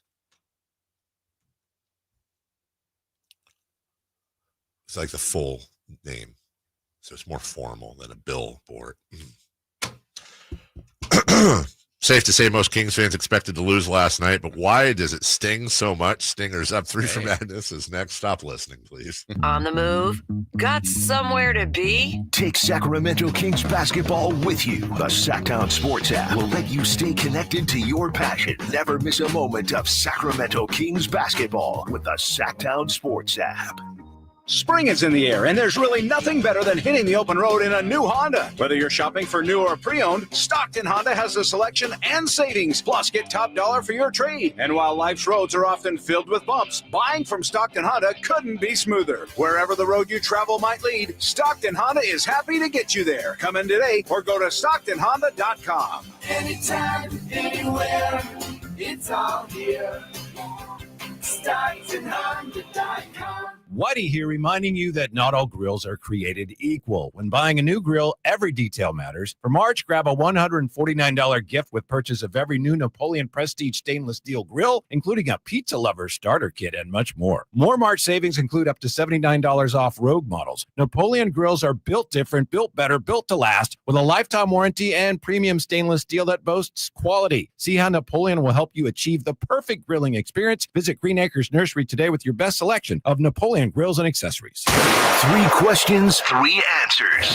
It's 3 for Madness on the Carmichael Dave Show with Jason Ross. Here's question 1. Why is tanking different in the NBA than it is in the NFL? Also, we'll get our first preview of the Kings Thunder tonight. My prediction, pain. Also, Kings Rewind, everybody's favorite segment, coming up at 8 o'clock. In the meantime, it's Christopher Ludd. Spotlight on him, his corner of the store. 3 for Madness. Question 1. Safe to say most Kings fans expected to lose last night and likely expect them to lose tonight. So why is it still so upsetting? Because we hate to see him lose. We hate to see him losing on the home floor. We hate to see Golden One Center ringing with MVP chants when Jason Tatum got hurt, and all that stupid green in the building. Obviously the Celtics are an international brand, if you will, and have been for a long time. Look, we can talk about tanking, and we can talk about keeping the pick, and we can talk about all this other stuff. It still doesn't mean that it's fun to watch your team lose, and they've been losing a lot lately. They're almost certainly going to lose tonight. That's not a fun way to finish the season off. Yeah, I think everybody's competitive. You want what's best for your team. Also, I think like Sabonis said it last night after the game. He said, look, we did some really good things during the game. Also did some really bad things in the game. So there's portions of the game when you watch and you go, okay, I know my mind comes into this game knowing Boston's better. And then you watch, you go, the Kings are right here. Yeah. And then when they're not right there anymore, you're like, yeah, Boston's a lot better. The consistency, the ability to do it for 4 quarters, and then they just get away from you. So it's frustrating in that realm. And also because we've seen them beat teams like Cleveland and Boston earlier. Like, well, they're capable. Yeah. But this team's capable of just about anything. We'll get good and bad. We're going to get to a little bit of the meat of your answer there in question number 3. In the meantime, let's not skip question number 2. Yeah, question number 2. Should Zach LaVine still be on the floor? I mean, that's really the question. You can rip Zach LaVine, as we said. He's obviously going through something, but should he still be on the floor? See, my answer is no, but it's not necessarily predicated on his play. I want to see this team play with either Zach LaVine or DeMar DeRozan not on the floor together. I want to see how they do, because we've seen flashes of good stuff in the past with a pure one top flight. That's your scorer. That's your go-to guy. I don't think they complement each other very well. I don't think they complemented each other well in Chicago. And I'm not talking about like, hey, you're dressed nicely today. I'm talking about the way they play on the floor and their styles of game. So would this be an opportunity to kind of, I don't want to say take advantage of a bad situation, because, personal stuff is personal stuff, but allow that to be a built-in smooth way to say, hey, Zach, why don't you take some time off? Go deal with what you have to deal with. And from a basketball standpoint, maybe that gives you an opportunity to explore that, especially going into the offseason when you're going to have a decision almost certainly to make about DeMar DeRozan. Yeah, I mean, it's really tough if the player wants to play, no matter what they're going through. I think it's tough to take them off the floor. But to your point, another example I'm going to use is Phoenix playing a lot better right now. Bradley Beal's really good. Yes, he is. Bradley Beal's out of the lineup. And they're tremendous with him out of the lineup. Earlier, they were playing Booker, Beal, Durant, Nurkic when he was on the team, and maybe even Tyus Jones. I went, that starting 5 is really good. The starting 5 now, Dave, is still Durant and Booker, Ryan Dunn, Nick Richards, and Connor Gillespie. And they're playing better. And they're focusing a lot on Connor Gillespie and his effect, by the way. So it's Durant and Booker are doing their thing, but everyone else is doing their role. Right. And it's been better. Bradley Beal's better than those guys. Of course he is. But sometimes fit. And like Zach LaVine, DeMar DeRozan are very good individually. And it's not just those two, but it's not smooth. It's not pretty looking. And what they're experiencing is what we've been talking about for a long time. There's a difference between a good NBA team and a good fantasy basketball team. And Phoenix, for much of this year, has been a fantasy basketball team. Even a better example than the Sacramento Kings. Let's take Durant and Beal and Booker and put them together. Doesn't matter. We've surrounded. Can't miss. No, you actually can. Oh, what do you know? You take a guy who is clearly better in a vacuum than any of the other players on the floor, not named Durant and Booker, and they're doing. It's not. It sounds like a big mystery. It's not a big mystery. Fit over talent every day of the week. Number 3, please. Question 3. Is the Jekyll and Hyde aspect of this team your biggest question of the season? Yeah, I think it's the biggest frustrator, because you go, this team sucks. It's broken. They're terrible. They're lame. What the hell are we doing? Oh, they beat Cleveland. Okay, they suck. Now they suck again. They lost to Chicago, or you go back earlier this year. They did this. They did that. Oh, they beat Boston in Boston. Oh, they beat Cleveland at home. And then you start to think, well, hold on. Why can't that team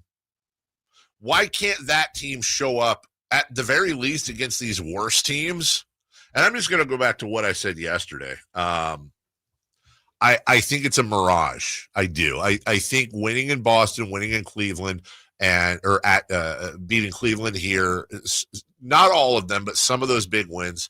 I don't mean a mirage in the sense that they didn't deserve to win. I think we need to put more on the aspect of, they went into Boston and they didn't have De'Aaron Fox. It was Keon Ellis. They were playing Cleveland and they were missing Domantas Sabonis. And I want to say Jake LaRavia, two guys.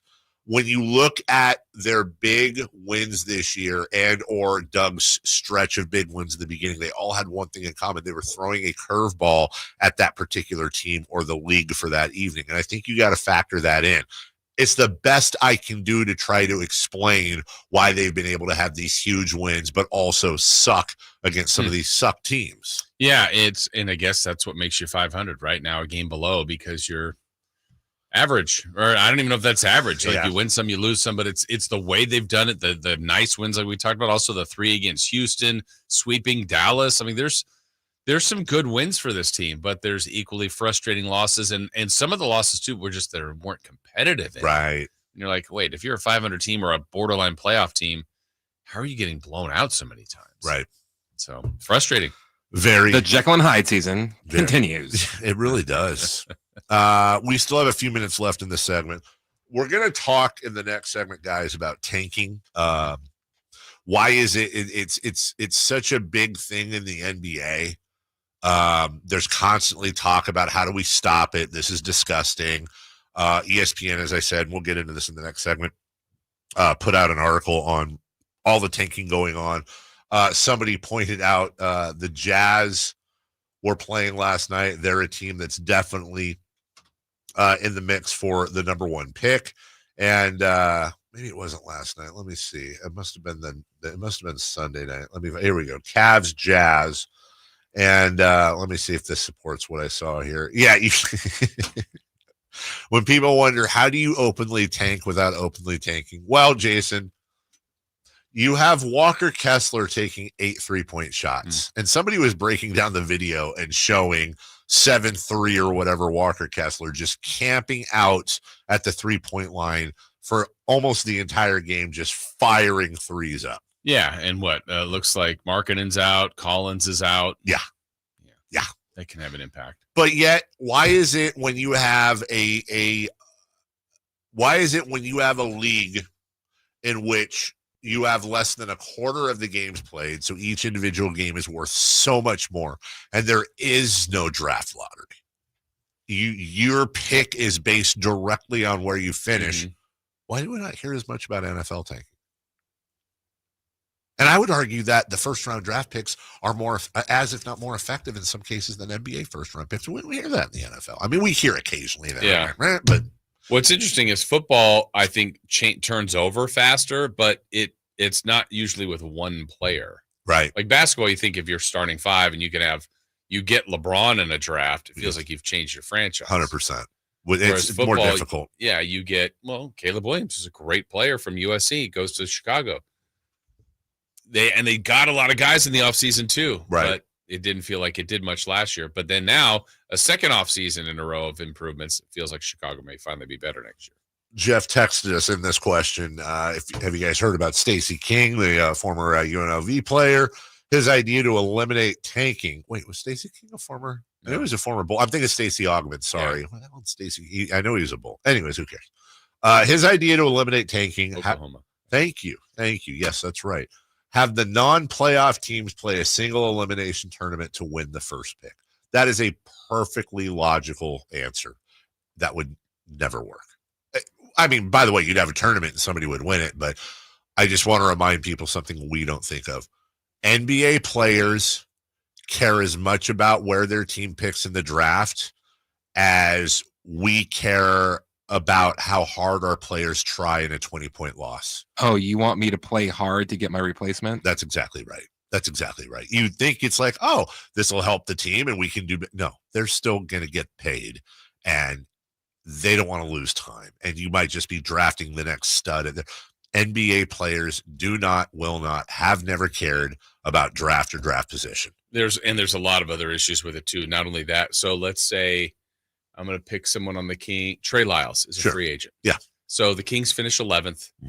They know the season ends against the Phoenix Suns. Game 82. oh, but you're going into this tournament where you're going to play the Blazers. Right. And Trey's like, I don't want to. I'm not doing that. I'm not getting hurt. And not that he's going to get hurt. This isn't the playoffs. Yeah. My season's over. I'm likely not going to be a King next year. I'm not. Yeah.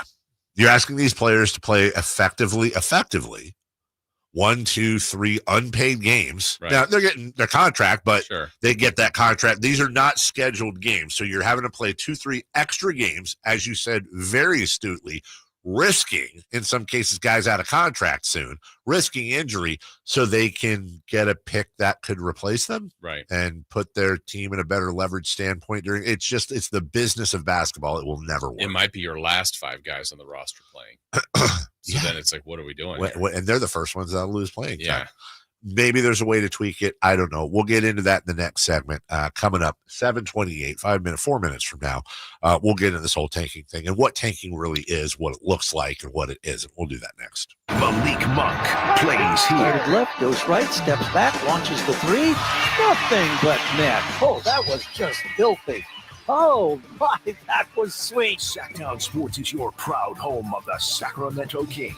Sacramento weather is brought to you by Consolidated Communications. I'm Tamara Berg in the KCRA 3 Weather Center. It is Tuesday. You're getting out the door to a bit of a mild beginning. Temperatures in the lower 50s this morning. Look for mostly sunny skies this afternoon and temperatures even warmer today. Highs will coast into the mid to upper 80s. Get the latest forecast on the KCRA 3 News and the KCRA 3 app. For your home internet, choose more speed and less frustration. Fidium Fiber Internet was built for reliability. It's perfect for streaming sports, watching TV, and working from home. Check out fidiumfiber.com for speeds up to 2 gigs. Spring is here, and that means gigantic savings for all your oil change needs at Jiffy Lube today. Get a $25 gift card with the purchase of any Pennzoil Platinum full synthetic oil change through May 31st at your local Jiffy Lube service center in the greater Sacramento areas. And don't forget about the additional $30 off online coupon at jiffylube.com. Terms apply. Valid email address required. See pennzoil.com/rewards for details. Jiffy Lube, huge spring savings for you today. Mike Rowe here with a quick question. Have you noticed cracks in your drywall, chimney, or exterior walls? I hope not, because if you have, they could be indications that you've got a much bigger problem with your foundation. That's where Groundworks comes in. They can honestly assess your situation and create a plan to stabilize your foundation. Schedule your free inspection at groundworks.com/row. And while you're there, check out my latest dirty job. It's a good one. Licensed in all states where work is performed. See website for details. Bring spring to your door with Target Circle 360. Get all you need for Easter hosting, spring get-togethers, and more with unlimited same-day delivery through Target Circle 360. From Easter basket goodies to fresh florals, getting everything the same day is easy. Open the Target app and bring the magic of the season to your door with unlimited same-day delivery through Target Circle 360. Visit target.com/circle or the Target app for more details. Subscription required. Same-day delivery is subject to terms. Applies to orders over $35. Look out, world, we're getting strong. The future's here and we belong. She can stand, she can do more. Like build a rocket and watch it soar. Clean the oceans and make the world a better place. Oh, she can stand, so can you. Find a cure, invent something new. There's no challenge in the world that she can't face. She can STEM. Learn more at She Can STEM. A message brought to you by the Ad Council. What sets Ashton & Price apart from other injury law firms? I'll tell you. From beginning to end, all important legal decisions are made directly between our clients and their experienced local attorney. A gate agent flying the plane, the receptionist performing surgery, not a chance. There's simply no substitute for the unique power of the direct attorney-client relationship offered by Ashton & Price. And there's never a fee until we win, and between you and me, we win a lot. Remember, for the best advice, don't think twice. Call Ashton & Price.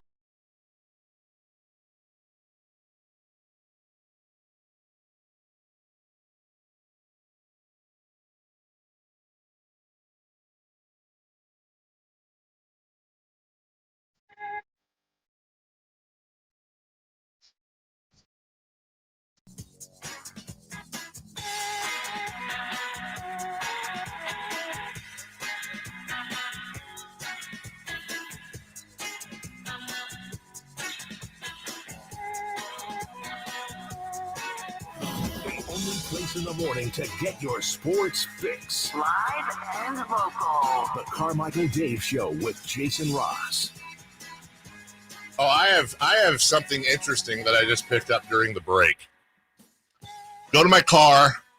Tom Maley from Pat, Tom, and Cody comes outside. He puts an upside down styrofoam thingy coffee cup upside down on the ground, and he's walking back. He's walking away from it, looking at his phone. I said, "What are you doing?" He said, "I'm measuring something off." "What are you measuring off?" Well, apparently in Roseville recently, the world record cornhole toss was made, and it was something like 87 feet.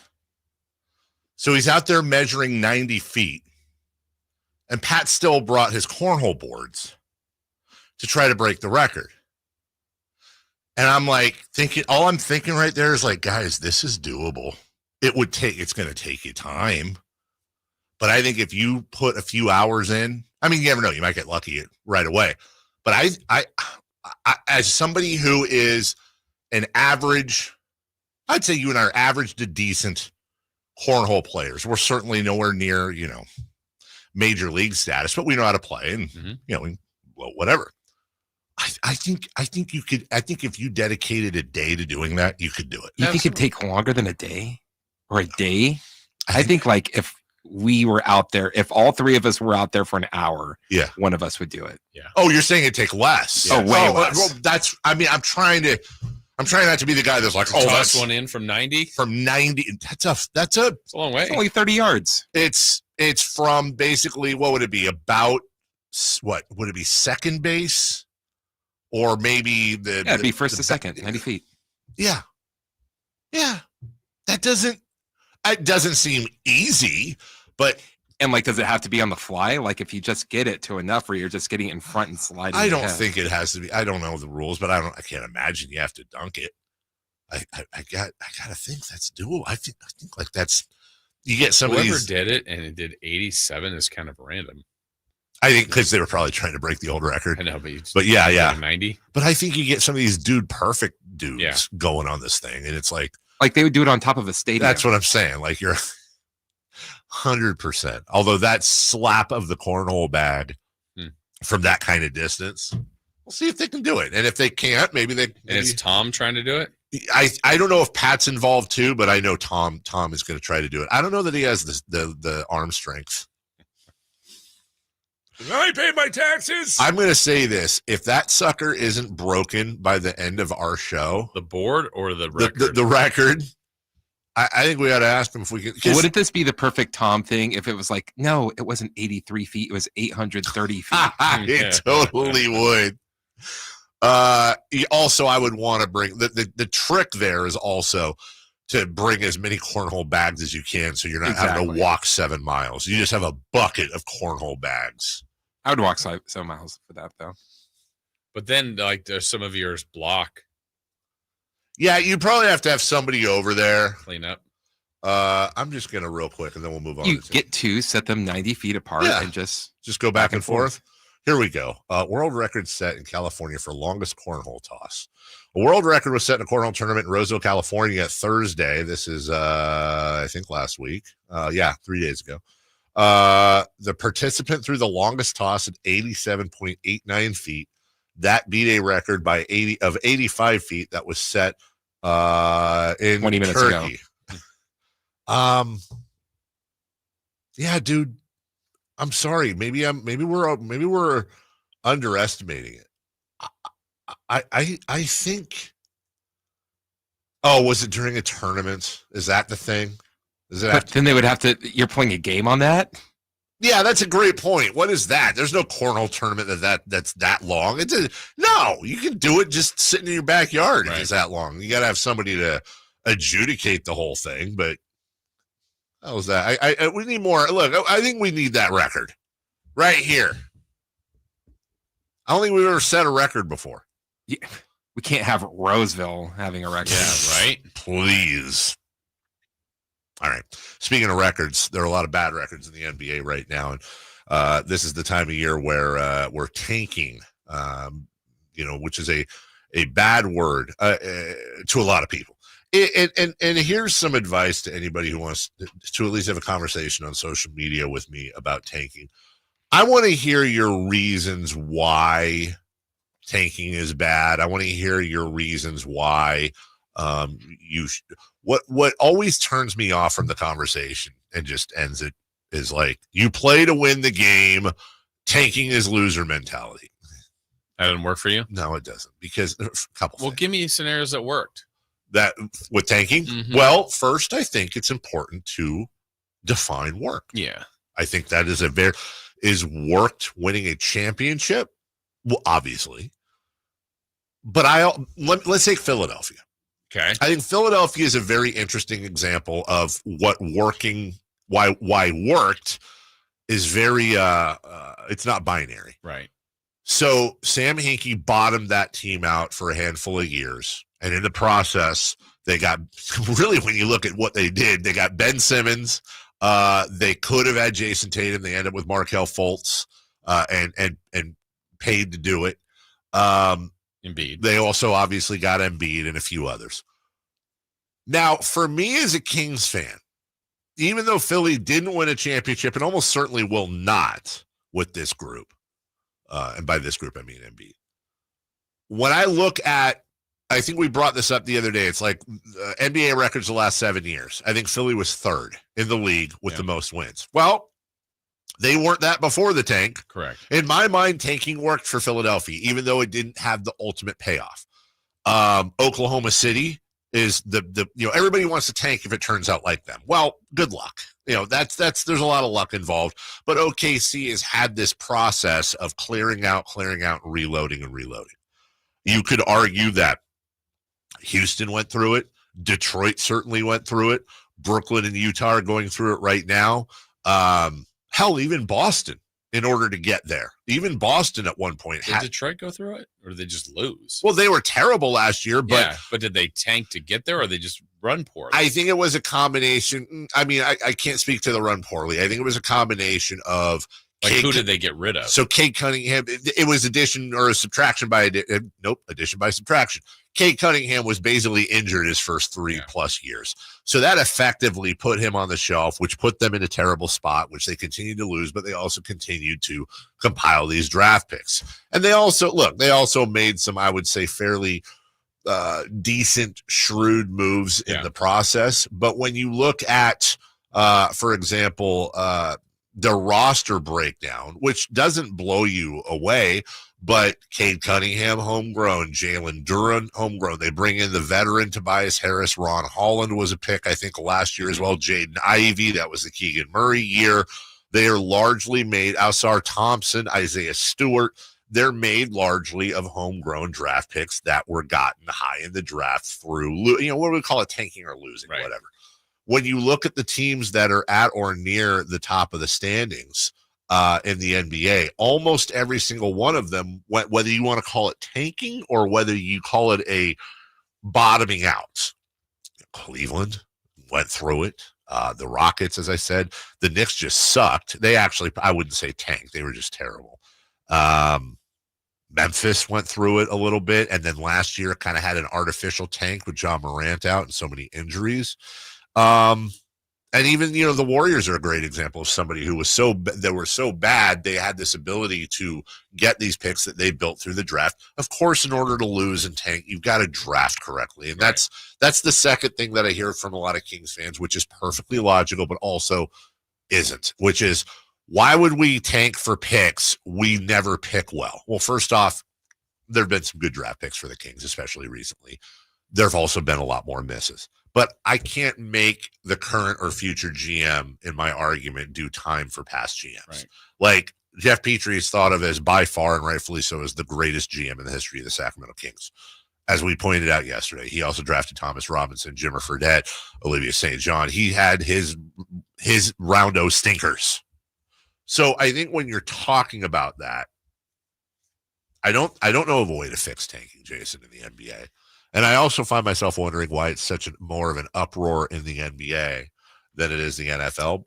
But I can tell you right now, Washington, Utah, Charlotte, the Pelicans, the Sixers, and the Brooklyn Nets are all openly tanking right now. And with the exception of the Pelicans, who won their last game, they are on a combined 17-game losing streak between those 5 teams. And it happens every single year. Yeah, I think, every team is built differently. I think if you can get a generational player, and if Cooper Flagg seems to be like that, that's why I think a lot of these teams are trying to get that as the quickest fix. Sure.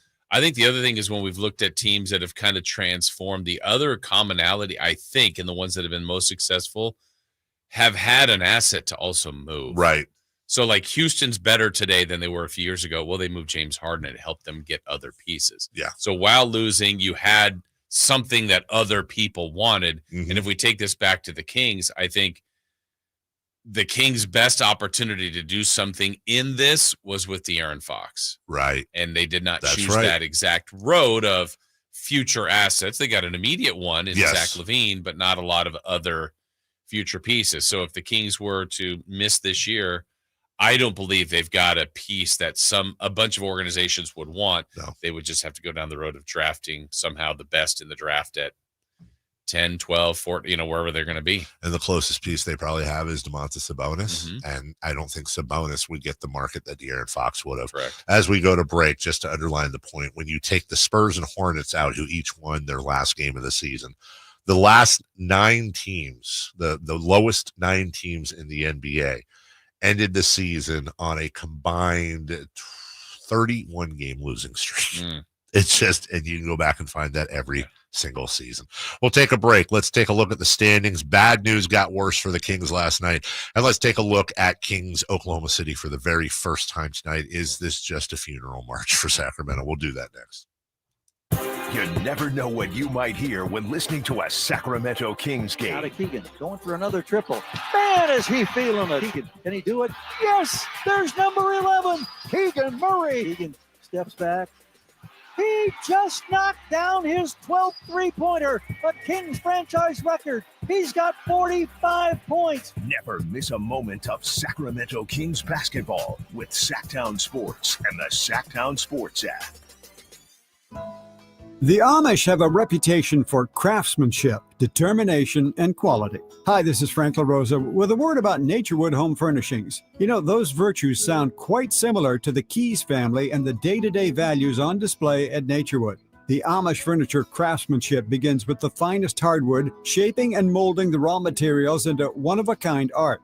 In addition to the classic styles long sought and revered by discriminating furniture lovers, Naturewood Home Furnishings offers a vast selection that includes transitional, modern, farmhouse, arts and crafts, and other stunning styles, all available in the ultimate Amish standard of excellence built over centuries.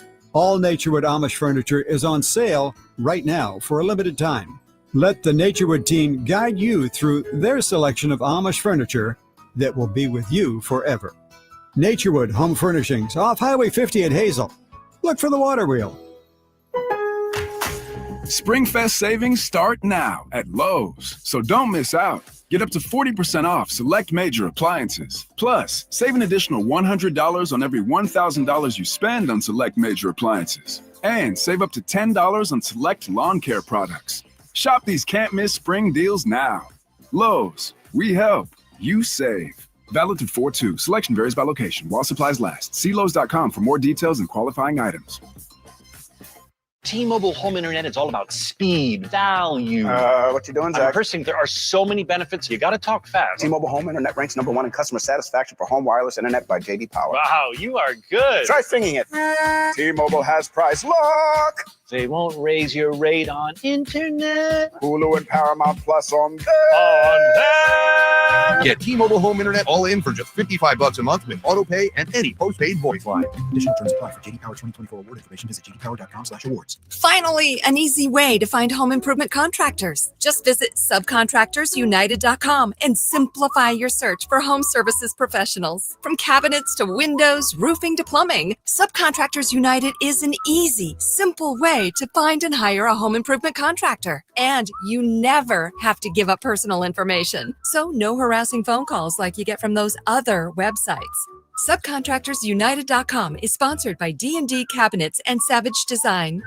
Toyota's Ready, Set, Go sales event ends soon. Hit the road or trail in a powerful new Toyota truck with unstoppable performance and legendary reliability. Hurry in for a low lease on 2024 Tacoma or get low financing or incredible $3,000 cash back on 2025 Tundra. Or check out the all-new redesigned 2025 4Runner. Don't miss Toyota's Ready, Set, Go sales event. Toyota, let's go places. APR offer available through TFS to buyers with premium rated credit. Cashback available through TMNA and cannot be combined with other offers. Ends 3/31/25. The wait is over. Rivercats baseball is back.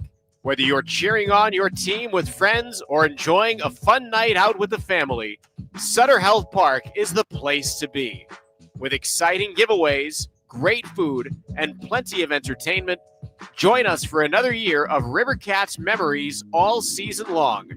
Don't miss the first games of 2025. Grab your tickets today at rivercats.com. Sacramento's premier country music festival, Country in the Park, is coming back May 16th and 17th at Cal Expo with Bailey Zimmerman, Billy Currington, Cole Wetzel, Nate Smith,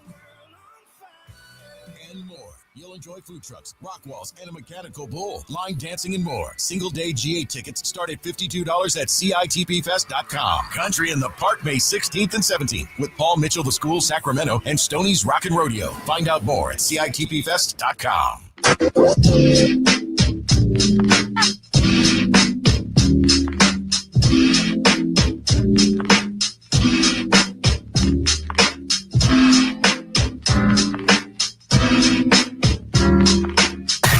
Carmichael Dave. He has very good sources, and he just kind of tells it as it is and gets to the point. Jason Ross. He has a lot of pretty smart things to say. He's good at what he does. On Sacktown Sports.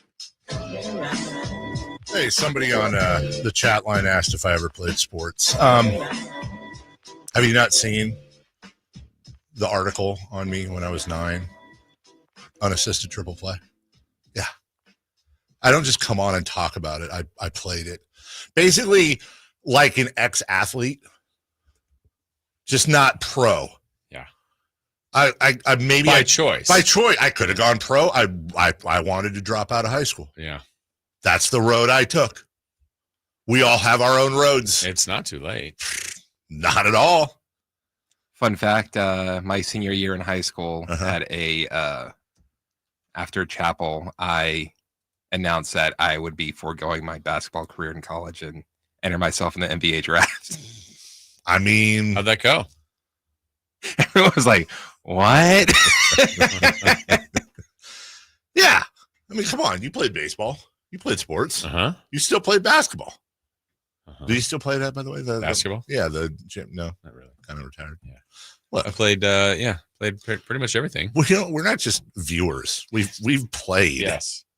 Played.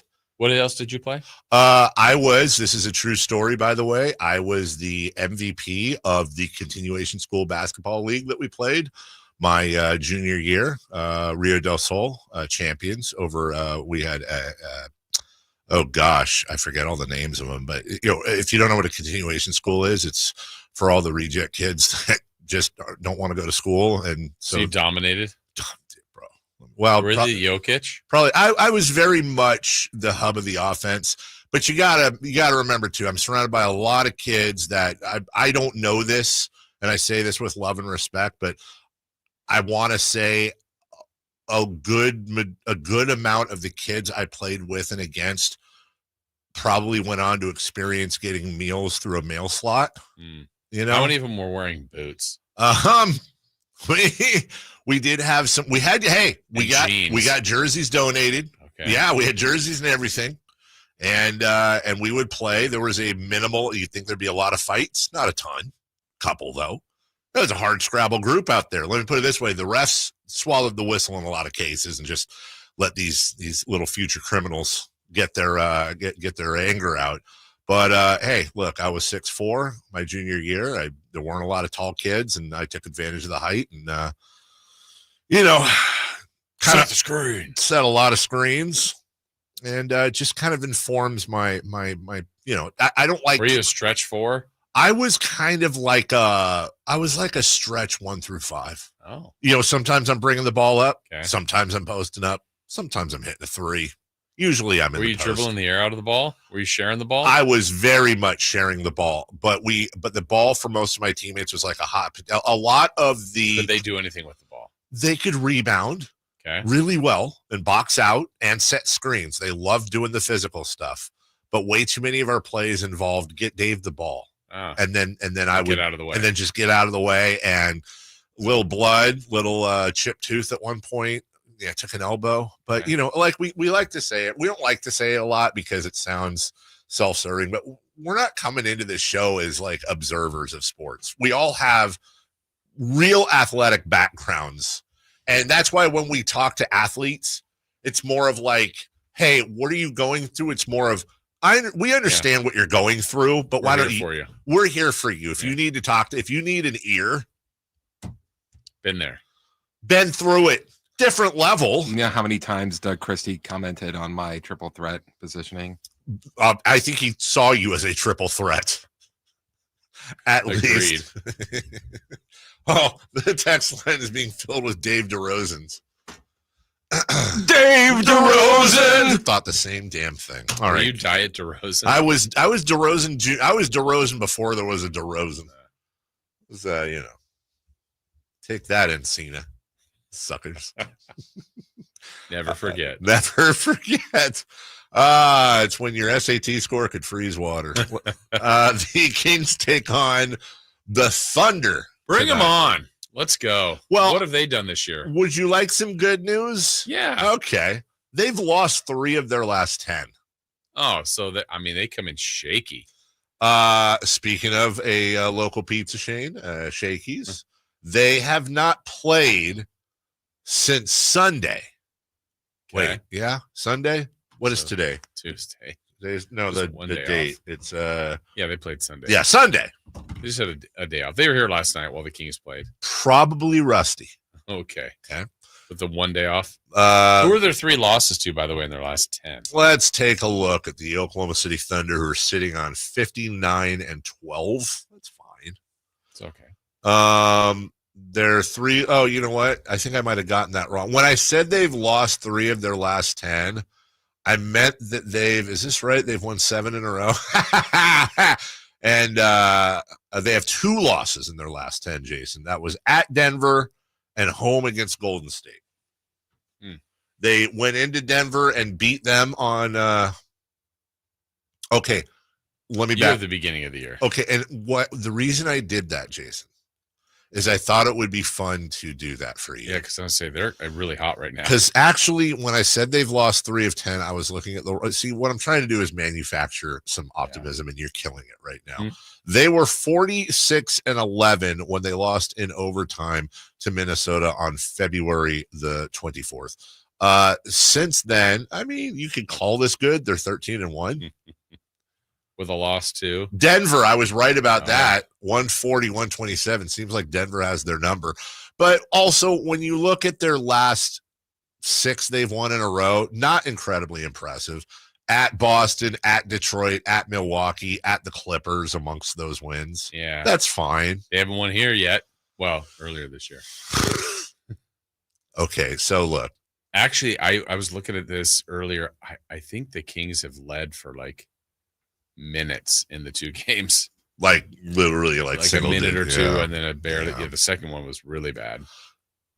Okay, if the Kings win tonight, I give up. I'm not predicting another score the rest of the year because, for all intents and purposes, this is a funeral march.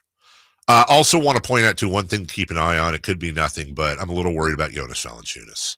I don't know if you were able to pick that up, but it looked like he tweaked his groin. Oh, I did not. Yeah, he tweaked it. It looked, he slipped, and then his hand went to his kind of thigh meets pelvis area, that area of, and you could see him wincing and kind of trying to shake it out. And those are the types of things. Maybe it was just a tweak. Maybe it was nothing. Or it's one of those things that can tighten up. So I'm going to keep an eye on Valanciunas' availability tonight. You're going to keep an eye on his groin? I am absolutely going to be staring at that thing all day long, looking for signs. Oh, this is what I wanted to do, guys. All right. I have not looked yet. Oh, boy. Kings versus the Thunder. I'm going to say Thunder are favored. You know what? I haven't even looked, and I'm going to agree with you. Yeah. Jason, you went first yesterday. Christopher, Kings, Thunder. Who is favored and by how much? Thunder by 9.5. Jason Ross. Okay, in my head I had 8.5, so I'm going to go with that. Thunder 8.5. God, those sound right there. I think one of you has the right answer. I'll say 10.5 just to give me a chance. I think one of you's got it though here. All right. I'm almost afraid to click on this thing, dude. We have a correct answer. It isn't me. Christopher Lod. The Oklahoma City Thunder at Golden One Center are favored by 9.5 tonight. That's tempting. Is that low? I feel like it is, but also, how do you know with this stupid team? Like they might win by 12. All right, Kings Rewind is next. As we go to break, I do want to mention one thing. We had great vibes from UCLA yesterday. My daughter getting accepted. That ran her record to 8-0-2, 8 acceptances, 0 denials, and 2 waiting lists. Yesterday, that record was broken. We got our first rejection. Vassar University. We regret to inform you. Thank God for the timing and that she already got in, so we were able to laugh about it. But also, let me just say as we go to break, I've done some research on Vassar. That might be the worst university in the entire world. Dead to me. They're dead to me. I hate them. I hate people that go there. I hate people that graduated from there, and they should probably shut it down. And I'm not trying to start any rumors or anything, but I think it's a criminal enterprise. I think it's money laundering, but I can't put my finger on it. So Vassar University. Just about enough of your Vassar bashing, young lady. Big finger to you, Vassar. How does he find these? I don't know. We'll take a break. Kings Rewind next. The only place you'll find Keegan Murray is Sacktown Sports. Out to Keegan Murray, straight away for 3, and Keegan knocks down the triple. Hey, Sacramento, it's Keegan Murray, and you're listening to the home of Sacramento Kings, Sacktown Sports. Your local sports leader. Hey, here's a website for you all, sacklegaldefense.com, a phone number 916-304-9187. On the other end, you will reach the law offices of Jonathan Gonzalez. He is a lawyer right here in downtown Sacramento. Has been a Sacramentan for a long time. In fact, you might see him out on the river, family man here. And look, he has been an effective lawyer in our community for a long time. In fact, from 2016 through 2019 was undefeated in jury trials. His case preparation and overall approach has resulted in life-changing, impactful results for thousands of clients, and you could be one too. Now, maybe you've got something from your past that's still following you around that you'd like cleared up to help you kind of get back on track and clean up your record. Well, he does that. Expungements has specialized in that. Sexual harassment cases, criminal defense, auto accident cases, wrongful termination cases. If you need representation, you've got someone here that's local that was willing to help and will do a great job for you. Again, it's Jonathan Gonzalez, 916-304-9187, and you can go to sacklegaldefense.com.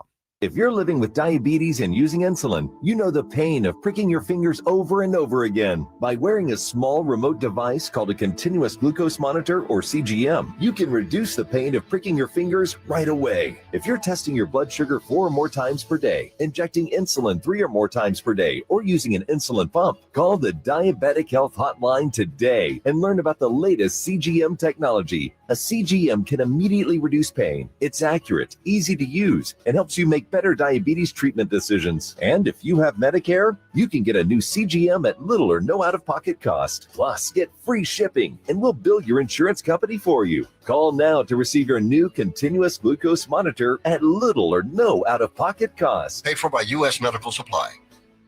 Call 800-611-6638. That's 800-611-6638. Again, 800-611-6638. That's 800-611-6638. Sacramento weather is brought to you by Bonnie. I'm Tamara Berg in the KCRA 3 Weather Center. It is Tuesday. You're getting out the door to a bit of a mild beginning. Temperatures in the lower 50s this morning. Look for mostly sunny skies this afternoon and temperatures even warmer today. Highs will coast into the mid to upper 80s. Get the latest forecast on the KCRA 3 News and the KCRA 3 app. Ready for an early bird special? A new HVAC system replacement, both heating and cooling, for as low as $11,789. This is a limited offer and ends April 15th. Bonnie.com. Some restrictions apply. License 696-355. We all hear the radio ads about the IRS. They tell you to be afraid, to be scared, and they try to frighten you into calling. I'm not here to do that. Tax Relief Advocates is different. TRA is here to tell you that if you owe money to the IRS, whether it's $5,000, $50,000, or $500,000, we have a solution. It doesn't matter if you're sitting in your car, at work, or with your kids. No matter where you are, call now. 800-575-9861. Don't lose hope. TRA can eliminate or reduce what you owe to the IRS. Generous programs are now available that can give you a fresh start. Our passion is taxes and helping individuals fix their IRS problems. We have over 1,000 5-star reviews on Google and an A+ with the Better Business Bureau. You don't need to be afraid of the IRS any longer. End your tax nightmare today by visiting us online at TRA.com or call 800-575-9861. That's 800-575-9861. Tax Relief Advocates. Real solutions for real people. Hi, I'm Smokey Bear, and I made an assistant to help you out because only you can prevent wildfires. Hey, Assistant Smokey Bear. Call me Papa Bear because I'm grilling up dinner. Do you get it? Yes, good job. So what should I do with all these coals? Don't just toss them out. Put them in a metal container because those embers can start a wildfire. I understand. The stakes are high. Ha, ha, ha, ha. Learn more at SmokeyBear.com. Brought to you by the U.S. Forest Service, your state forester, and the Ad Council. How can you free your team from time-consuming office tasks? Amazon Business. Smart business buying tools enable buyers to find and purchase items fast so they can focus on strategy and growth. Free up your team and focus on your future. Learn more at AmazonBusiness.com. Check engine light on? Take the guesswork out of your check engine light with O'Reilly Veriscan. It's free. Ask for O'Reilly Veriscan today. O'Reilly Auto Parts. KHTK HD1 Sacramento, KYMX HD3 Sacramento. From the Power Business Technology Toshiba Studios. Sacktown Sports, 1140. The Carmichael Dave Show. He's on the microphone when he's not on the microphone. He's playing a song, and when he's not playing a song, he's on the microphone. And then boom. With Jason Ross. No, he didn't. Yes, he did. Call or text at 916-339-1140. It's the Carmichael Dave Show with Jason Ross on Sacktown Sports. Kings Rewind here, and I know we always have a couple minutes, so I want to use those at the top.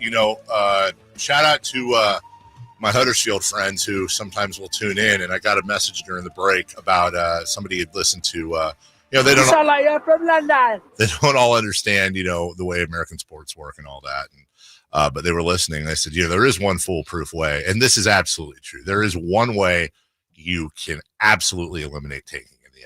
NBA. Eliminate it. It will go away. It will never come back. But it's a little bit more complicated. The fact that over there they have absolutely no understanding of why there is no relegation in American sports. And yes, good luck on that ever happening in the NBA. But just imagine a world for a second. Because our owners are crooks. Where if you finished in the bottom three of the NBA this year, and let me just take a quick look at the standings just so we can have fun with this. Washington, Utah, and currently Charlotte, which is one game worse than the Pelicans. What happens when you have relegation? Oh, and by the way, just so people understand, under this note, the bottom three teams in the NBA would be G League teams next year, and the top three teams in the G League would become NBA teams. Now, if you're wondering about finances, they've also worked that out to a point too. It's not exact, so relax, but the team that goes down to the G League would basically have a year or two to keep their salaries where they are, and then they lose that money, and they have to basically get rid of all their expensive players. The teams that go up from the G League to the NBA, they get an influx, a parachute payment, if you will, spread out over 3 years that would allow them to sign NBA caliber players, and the goal is to try to stay up in the NBA as long as possible and then eventually contend. When you are a team that gets relegated, it is a disaster. It is an atomic bomb in most cases. Your attendances go down. Your TV money goes down. Your revenue goes down. And oh, by the way, the only way you can get back up is you have to finish in one of the top 3 spots the following year, or you spend another year down there. And some teams have spent 5, 10, 15 years in a lower league every year. It's 3 every year. I don't know if it's that way in every league, but for example, in the championship, which is the 2nd tier of English football, or League One, the 3rd tier, which is where Huddersfield is right now, the top 2 get automatic promotion, and then 3, 4, 5, 6 play in a playoff, and the winner of that 4-team playoff is the 3rd team. So as you are getting to this point of the year, if relegation were a thing in the NBA, all of a sudden the bottom becomes as if not more exciting than the top to end the season, because now these teams are fighting to get managers are getting fired in the last parts of the season. Things are going on because they're doing everything they can to avoid getting relegated. It's not just getting rid of tanking. Now all of a sudden they're fighting literally for their sports lives in this situation. Of course, it will never happen here, but I can tell you right now, it'd be a hell of an exciting finish to everything. It'd be really exciting. And the Kings might still be in the G League. Yeah. Kings Rewind last night right now, please. I don't really have a song. We got our asses kicked. Well, with the Sacramento Kings' recent slide, they have left the door open for the Phoenix Suns and the Dallas Mavericks to catch them for one of the final play-in spots in the West. Don't you know it's a change? Since you go your way, it's hold on. So such a banger, dude. It is. Back to you. The Kings' lead to start the day on Monday over the Mavs and Suns was down to just a game and a half with all 3 teams in action. Thank you, Little Roots. Please stay strong. He uses this every day. Before the Kings even tipped off, the final from Brooklyn was in favor of the Mavericks, who also welcomed back Anthony Davis to the lineup. Oh, good for you. And the Suns were taking on Giannis and the Bucks. At the same time, the Kings were set to tip off against the defending champion Boston Celtics. Microprocessors. Micro what? Microprocessors. Microprocessors. Microprocessors.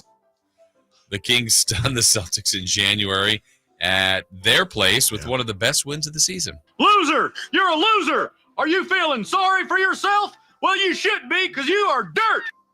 Well, illness has struck the Kings as Malik Monk was still out, and add rookie Devin Carter to the list. Only assholes would come to work and get other people sick. The good news, it turned out to be a speedy recovery for Domantas Sabonis, as he was back in the lineup much sooner than expected. What happened here was a miracle, and I want you to acknowledge it. All right, it was a miracle. Last night I was playing a movie trailer for my kids. It was a Justin Timberlake movie where time, that one where you live based on the time. And as soon as it ended, you know how it goes to a next video? It goes straight to the next video, and I wasn't paying attention. And the first thing you hear is Sam Jackson saying, "Do you speak English, mother?" And they both looked at me like, "Daddy, our innocence is gone." Yeah. Shout out Sam Jackson. Not the same trailer. Not the same trailer. Back to you. A Monday night storyline was Boston's ability to knock down 3-pointers at a high rate, while the Kings have struggled to stop the threes from burning them. I guess I never really thought of it that way. After the defending champs scored the game's first 5 points, the Kings went on a 15-2 run to take an 8-point lead. Face facts, my friend. You're just no longer that good. Will Hunting. Now, how do you like them apples? Sacramento would get their largest lead of 9 points in the first quarter, but by the quarter's end, Peyton Pritchard would bury a triple, and the Celtics led by 1. Okay, let's see what you got, White Shadow. In the second quarter, the Kings were able to get both Kristaps Porzingis and Derek White in foul trouble with 3 each as they went to the bench. Sit down. The level of play in the first half was really high from both teams. How about 2 franchises with the combined 18 NBA championships going head-to-head to determine who the greatest team of all time is? Does that do anything for you? In fact, it does. At the half, Boston had a 5-point lead on the strength of 17 from Tatum and 14 from Pritchard, who played 20 straight minutes. Knock it off. Knock it off. Sabonis in his return reached his typical double-double numbers by halftime. Sabonis. Yes. The third quarter had a swing play of all swing plays, with the Kings trailing by 7. Jason Tatum hit a 3, and Sabonis was called for a foul, The play was reviewed, and a flagrant foul was called. I'm going to lose my freaking mind. Yeah. Well, Tatum was hurt. He hurt his ankle on the play, but made the free throw and went straight to the locker room. Get well soon. We want you to get well. Get well soon. We want you to get well. Still with possession, the Celtics hit another three, so a 7-point sequence. Yes, a 7-point sequence from 7 down to a 2-touchdown deficit for the Kings without even touching the ball. Ow! From that point on, the Kings would never threaten the Celtics again, and Boston would cruise to victory.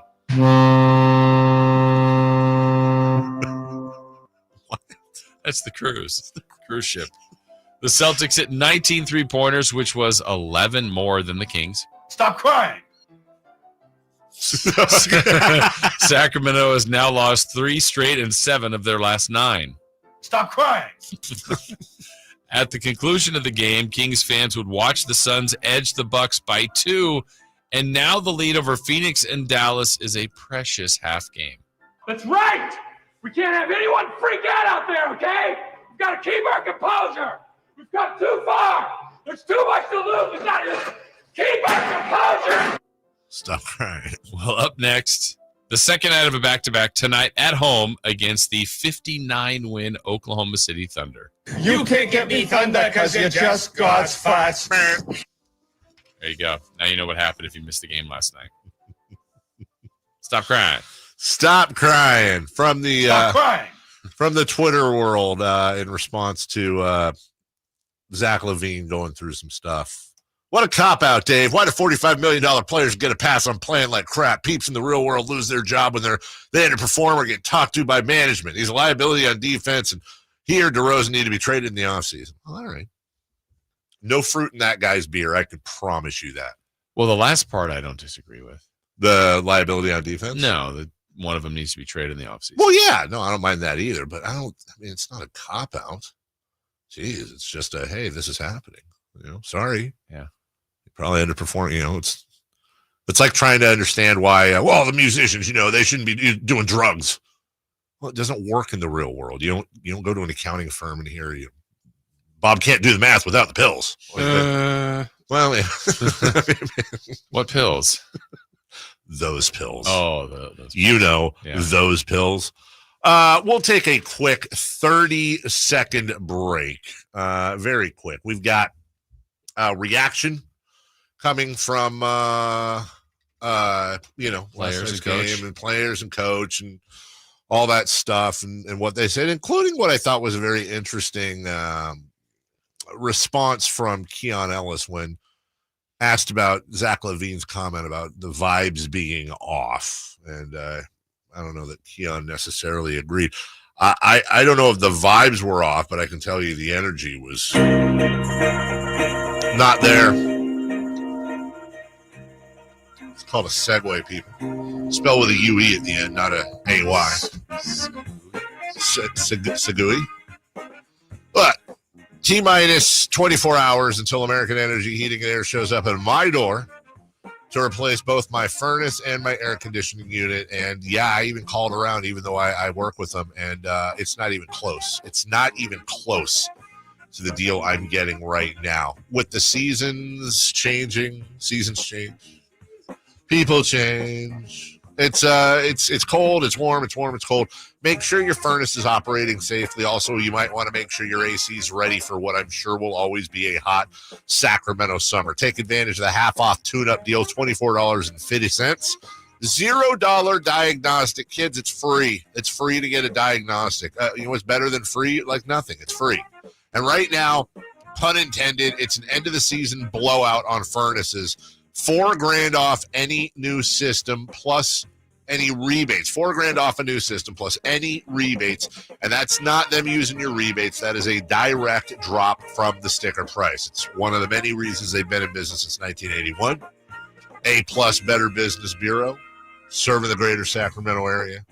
916-520-9990, 916-520-9990, AmericanEnergyAir.com. American Energy, making the uncomfortable comfortable. 30 seconds. We're back right here on Sacktown Sports. Tonight, Kings and Thunder. Game night with Scott Marsh and the high flyer Henry Turner starts at 5:30. Tip-off at 7. The Kings play here on Sacktown Sports. Sacktown Sports, 1140.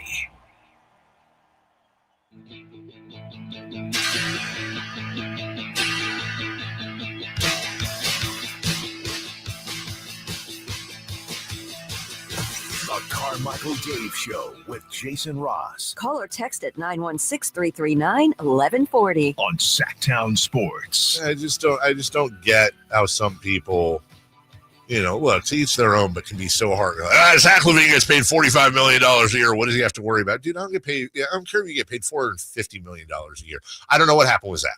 I'm just using an example. I truly, on my kids, I don't know for a fact what's going on with him. I do know he's dealing with something, though. But I'm just going to use this as an example. Your dad dies. Well, you're making $45 million a year. Suck it up, Buttercup. No, you can't. Look, money. I am a believer that money can buy happiness. I do believe that in my heart. But money can't do everything, dude. Money ain't going to get that time back. I don't care how rich, how poor you are. You something terrible happens in your personal life, whatever. It's short-time happiness. Yeah, it's not real substance there. I don't think. Look. It buys you some freedom, some liberties to do some things, or some possessions. Sure. I think money can. How about this? Money very much can aid your happiness. It can. It can also bring a lot of bad things. Sure. Too. My wife watches that show all that they're used to, the lottery one, where like people win the lottery and then like 3 years later. Oh yeah, I've seen that. She's watching this 30-Day Fiance thing, man, and just get into it. I'll be in the kitchen like doing stuff, and like I see her watching, and she always gets mad whenever I speak on it. But it's like, we have 700 TVs in this house. You're watching the main TV. Like go into a corner and watch your private crappy TV if you want. Corner. I mean, go to the room, whatever. But anyways, and I'm watching. It's just. Is this a solo mission? Do the kids watch with her? No, that's a thing in the house. She knows. No, I actually get pissed at that. Yeah. Like, dude, if you want to watch garbage TV, watch all the garbage TV you want. Do not suck my kids into garbage. Let them be sucked in on their own. This is not how the real world is. This is not how real people are. 90% of this crap is set up and dramatized. And she gets pissed because I like to point out to her, I'm like, hey, see that look of anger she's giving her? No way was that from that. They were grabbing that from, that could have been her looking angry because the waitress delivered her shrimp late. Mm-hmm. And now they're making it look like she's angry and there's awkward silence and then they go to break. It's like these things are so set up and crappy anyways. It is. I mean, it really is like WWE without at least the athletic part of it. And she just, Gee, I wonder why she doesn't like you watching her shows. Well, I'm just saying, man, like, come on. It's just so lame. And it just these people like, what are you doing? Yesterday, this one guy, he was marrying this girl from Uganda that came over and he didn't have a job and was still living with his mom. And then she's acting like, well, this is just unacceptable. This is why I left you. And I'm like, but you didn't know that? And now you're, what? And then he takes her to dinner with his buddies, right? His like high school buddies from back in the day. And they're just like grilling him. I'm like, so what are you going to do? You going to bite the bullet, get a real job here? How are you going to support her? And like, there's like dramatic pauses. I'm like, in what world do you take your new girl to dinner with your buddies and they're grilling you on your finances and moving out of your house and getting a job like in front of her? That breaks every bro code or cis code, whatever you want to call it, in the whole world. But here we are watching it. And then she calls her friends. And I'm sorry to out him, but my wife and local Kings minority owner Phil Oates bond over 30-Day Fiance. Do you know how weird that is on every side? He's into it, dude. That's awesome. Anyways. Got to get you into it. It's never going to happen, dude. Although, you, as my sister. You can get hooked. Who, as said before, my sister is the showrunner for one of the, I love you, I literally cannot watch Dance Moms because of how they treat the kids. What would you say is in your mind, the worst show you watch? That I watch? That you think people go, why are you? I mean, like you would go, that's kind of a guilty pleasure. Brother, I don't watch, outside of sports, I watch so few TV shows. We watch Jeopardy. That would be at night. When I go to bed, I'm either watching West Wing or Goodies with Alton Brown or Chef's Table on Netflix. I love that show. Like that, I used to watch Supernatural, where they go out and hunt demons. That's kind of a guilty pleasure. That was a campy, stupid show. But we're stuck on the last season. I watch it with my wife. The season ended, I think the show ended 4 years ago. She does not want to watch the final season. You know what her reasoning is? Once we watch it, it's over forever, and that makes me sad. I go, but it's already over forever. We've gone 4 years without watching it. Yeah. What's the deal? I just don't. You've got guilty pleasures. Yeah. I know that. Yeah. I'm not judging. I'm just saying, man. Now the reality show we do have is our own team. The Sacramento Kings. And let me go to Twitter real quick where I have this saved before we get to the cuts that Chris has for us. Zach LaVine was asked about the vibes. Yeah. Let me do this first. Here's what he had to say. The vibes during the losing streak. Zach. I mean, the vibe is not good. You know, it shouldn't be. We're not happy with the way we've been performing, individually and as a group. And you know, the games aren't going to stop us at the point of the season. Now we're you know, it's nut crunching time. So you figure out how to get a win. You know, we're playing good in spurts, obviously, but you know that doesn't win you a game. So you know we understand the standings, but we just got to take it one game at a time and figure out how to get one. We can't look too far ahead in that, because if you do that, we're going to just keep snowballing like the way we are. Okay. Interestingly enough, where did I find him? Keon Ellis did not agree. He thinks the vibes are fine. Well, I know he was in a post game. Was this locker room? Yeah, I think this was a locker room. Okay, because the post game guests were Sabonis and LaVine, and then obviously Doug. But well, yeah, and speaking of Domantas Sabonis, he he's a good guy. He felt bad about that foul. He apologized. I feel horrible. You know, I've had a crazy month myself personally. You know, and you never want that to happen. You know, so I apologize. I feel horrible. You know, I mean, it wasn't. There wasn't the intent there. I know you get called for the foul just based on the rule, but yeah, the closeout. I understand why the rule's there. Yeah, and I think it was the right call for him. Yeah, I agree. I mean, nobody argued that one. Keon Ellis, in response to Zach LaVine saying the vibe is not good in the Kings locker room, quote, I think the vibes in the locker room are great, actually. I just think on the court we have to figure out how to come together a little bit more. So, yeah. Well, that's completely different. And maybe that's, a player pushing back a little bit. But, I mean, no one expects it to be great right now when you've lost some games like this. But can you – well, I will say this. I remember when the Kings were getting ready to play Memphis to start this homestand.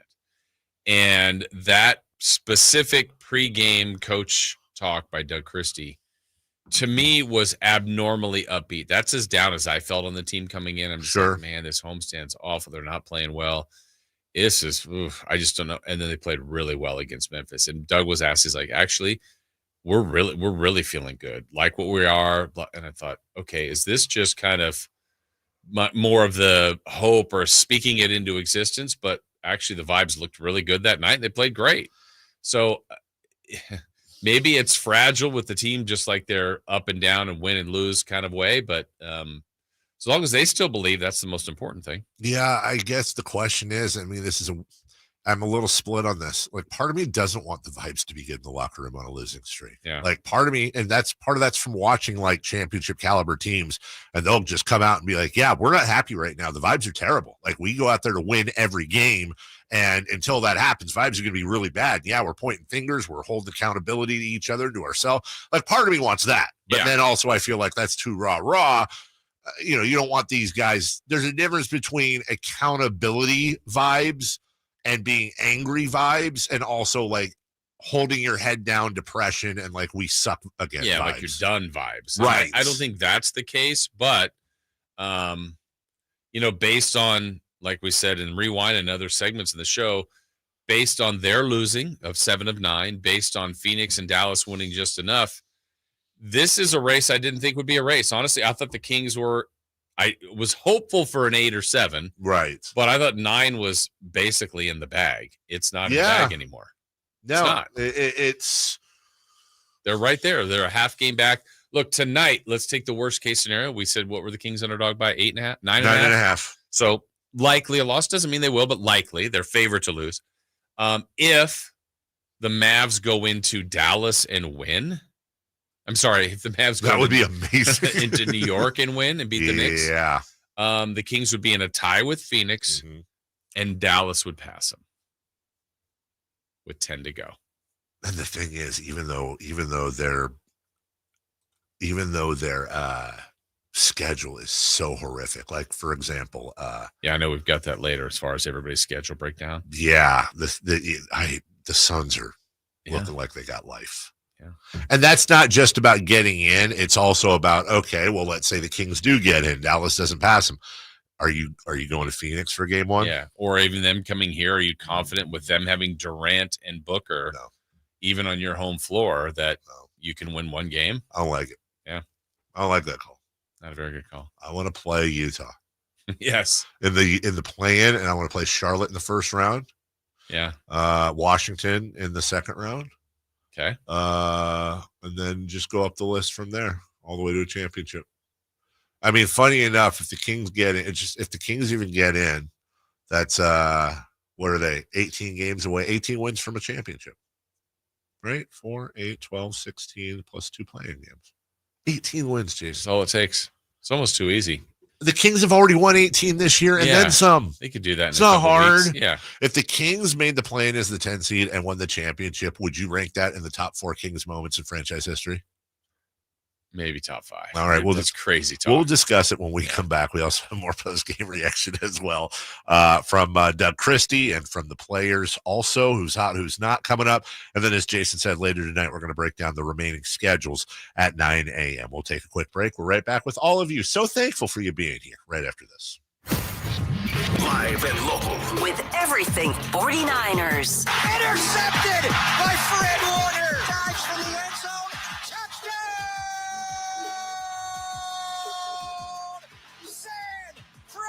Francisco! Paul George went up and caught the ball. Touchdown! The 49ers play on Sacktown Sports 1140. Ready for an early bird special? A new HVAC system replacement, both heating and cooling, for as low as $11,789. This is a limited offer and ends April 15th. Bonnie.com. Some restrictions apply. License 696355. Taxes was taxing. Now taxes is relaxing when you file for free. I can file for free? TurboTax Free Edition. Roughly 37% of filers qualify. Simple Form 1040 returns only. See if you qualify at turbotax.com/free. I can file for free. Now this is taxes. File for free with TurboTax Free Edition and get your maximum refund. No schedules except for earned income tax credit, child tax credit, and student loan interest. See if you qualify at turbotax.com/free. Fresh finds and fresh savings. That's SpringFest at Lowe's.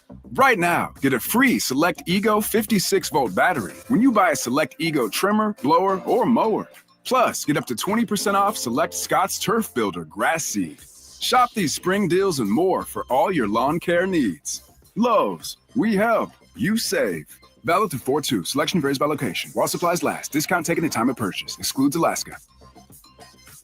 Finally, an easy way to find home improvement contractors. Just visit subcontractorsunited.com and simplify your search for home services professionals. From cabinets to windows, roofing to plumbing, Subcontractors United is an easy, simple way to find and hire a home improvement contractor. And you never have to give up personal information. So no harassing phone calls like you get from those other websites.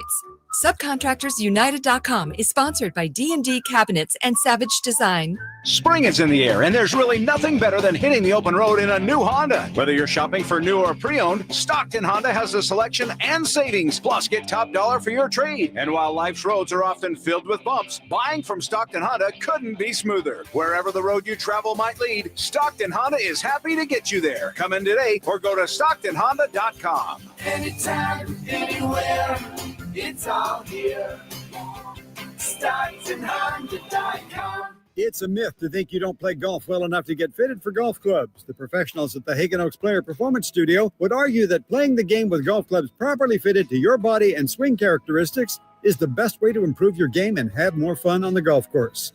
With a professional staff of fitters, All the major brands of equipment and cutting-edge technology featuring TrackMan, the indoor-outdoor Hagen Oaks Player Performance Studio is worth a look.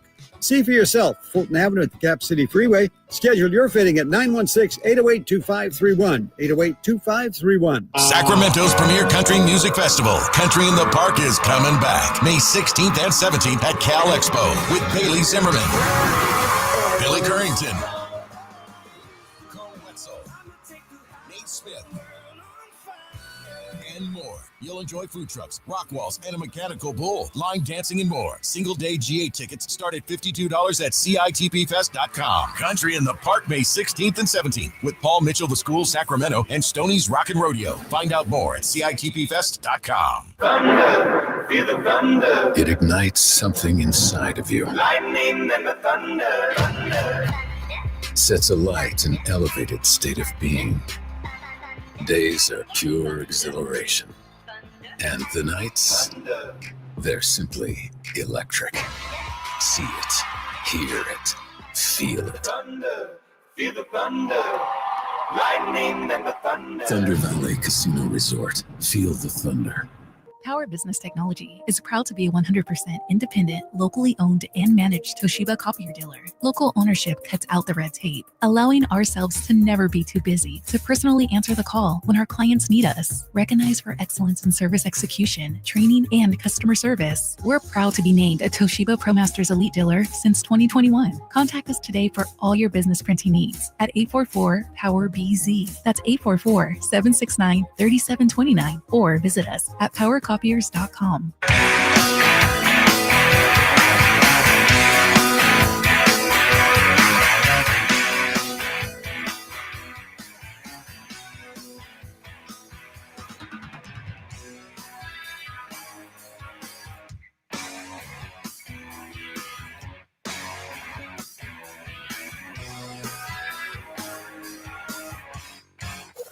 Waking you up with the best in local sports. Just make it interesting, you know? It's the Carmichael Dave Show with Jason Ross on Sacktown Sports.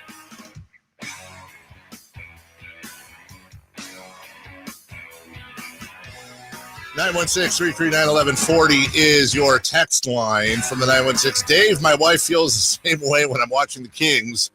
She wants to know why I'm watching this garbage TV, and that's from Nick. By the way, 1-800-920-1140 right now if you want the Jiffy Lube drive of the game. Yeah. $100 gift card to our friends at the Jiffy Lube. Yeah, my sister, I've said this before, my sister we got in an argument one time. Again, she runs the show Dance Moms, and I was doing my regular old opining, like, come on, it sucks.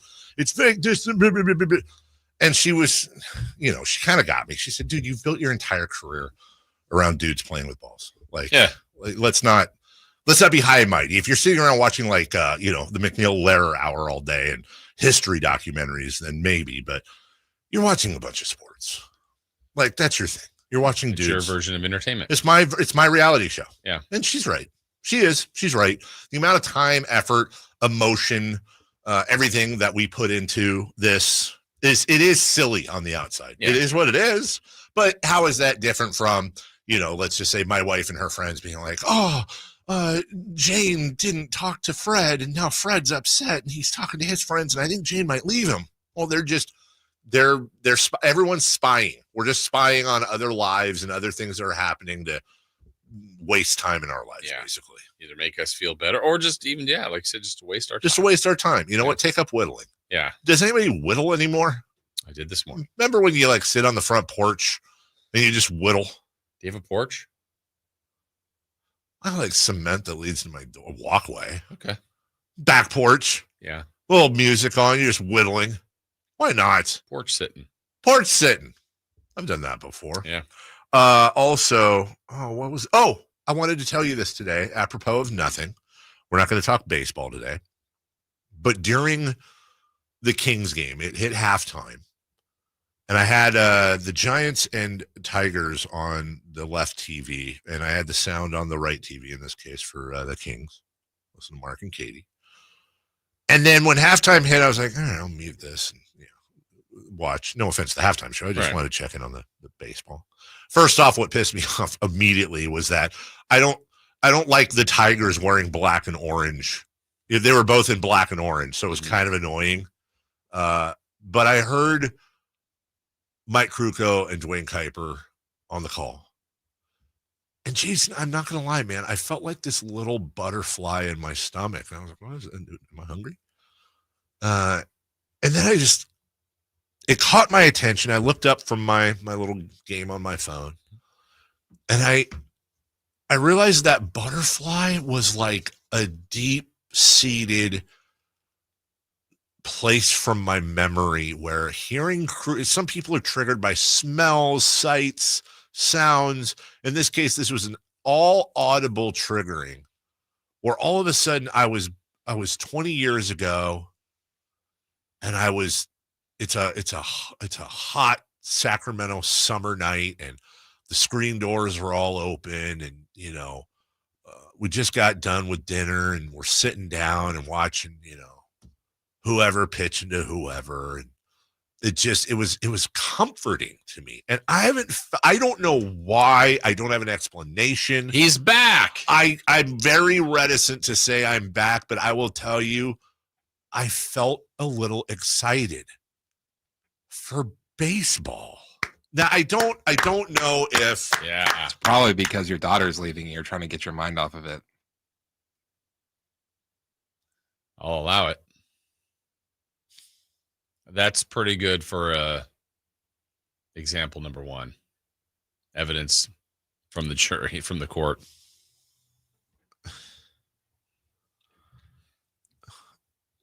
Chris, like the guy where like if I came in and I was wearing like a shirt and I was showing off like how much I've been working out lately, how proud I was that I lost weight. He'd be like, yeah, I mean, you look great. Too bad you don't have a lot of time left to show it off because you're old or something like that. I sometimes feel like Chris he's like the pin that's always looking for a hope balloon. Pop. I'm like the guy who says, how can you watch that? You see her reaction. That obviously wasn't from that right there.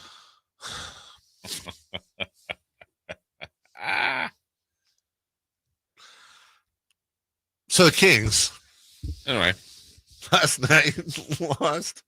And much like my reaction to what Chris just said, Doug Christie says it was very disappointing. Very disappointing.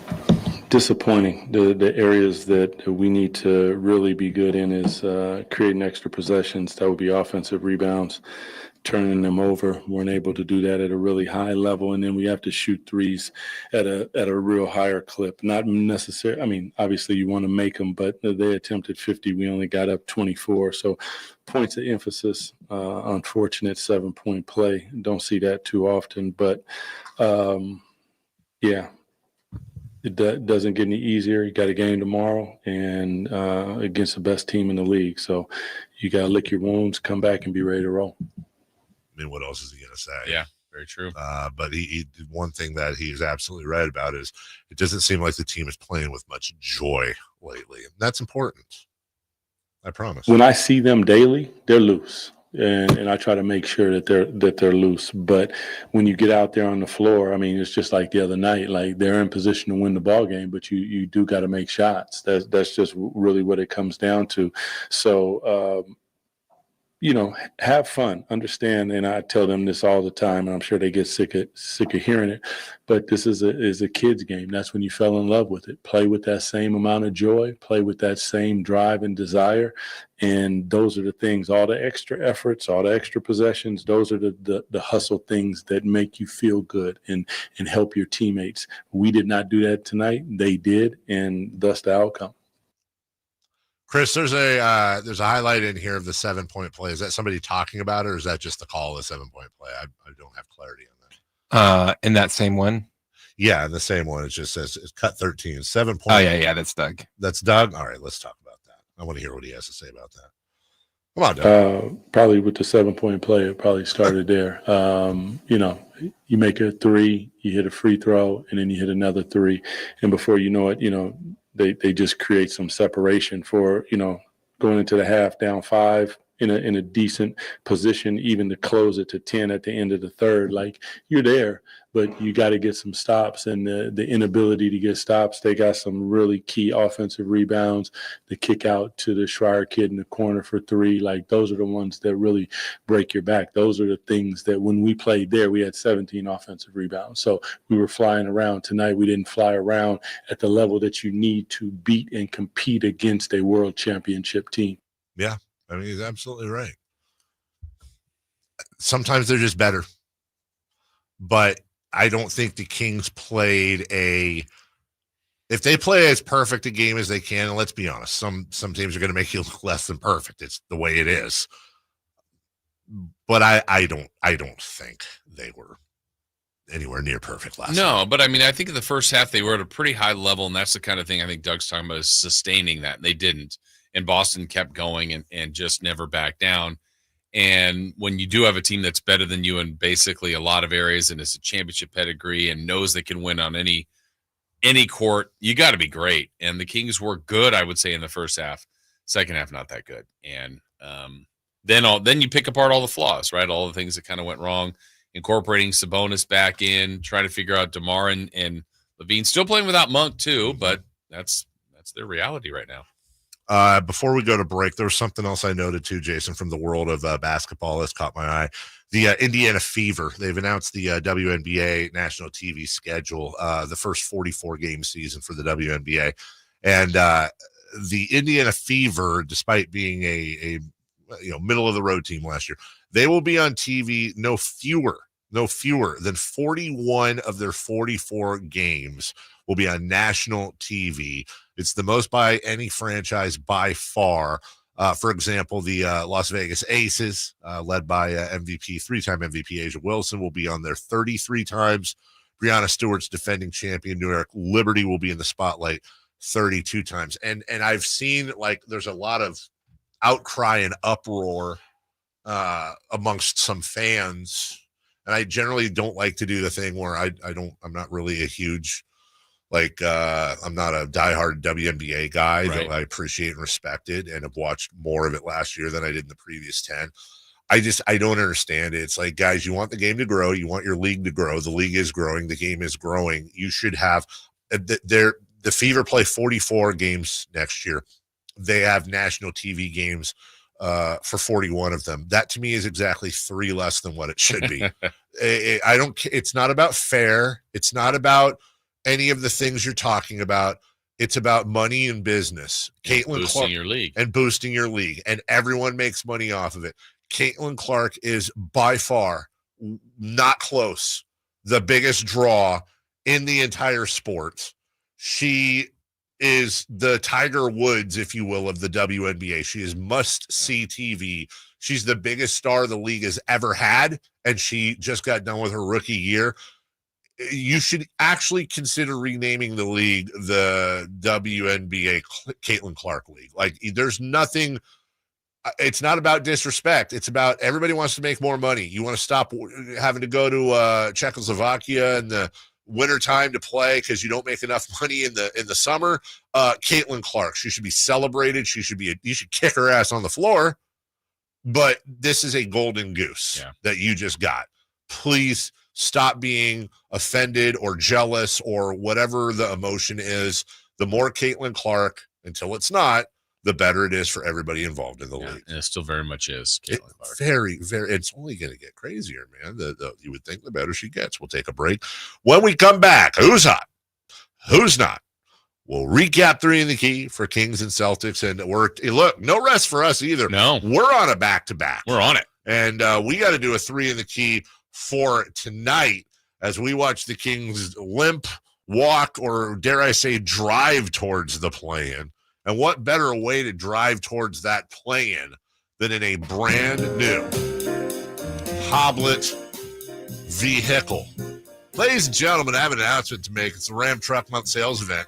And I know that means discounts at Hoblet Dodge Chrysler, Jeep, Ram, and Woodland. Hey, not just a discount. How about big discounts on hard-to-find Ram heavy duties? Right now, save up to $16,000 off MSRP on remaining new 2024 Ram 25 and 3500 heavy duties. When you need a hard-to-find truck, Hoblet's got it with over 500 new Rams available. That's a lot of Rams.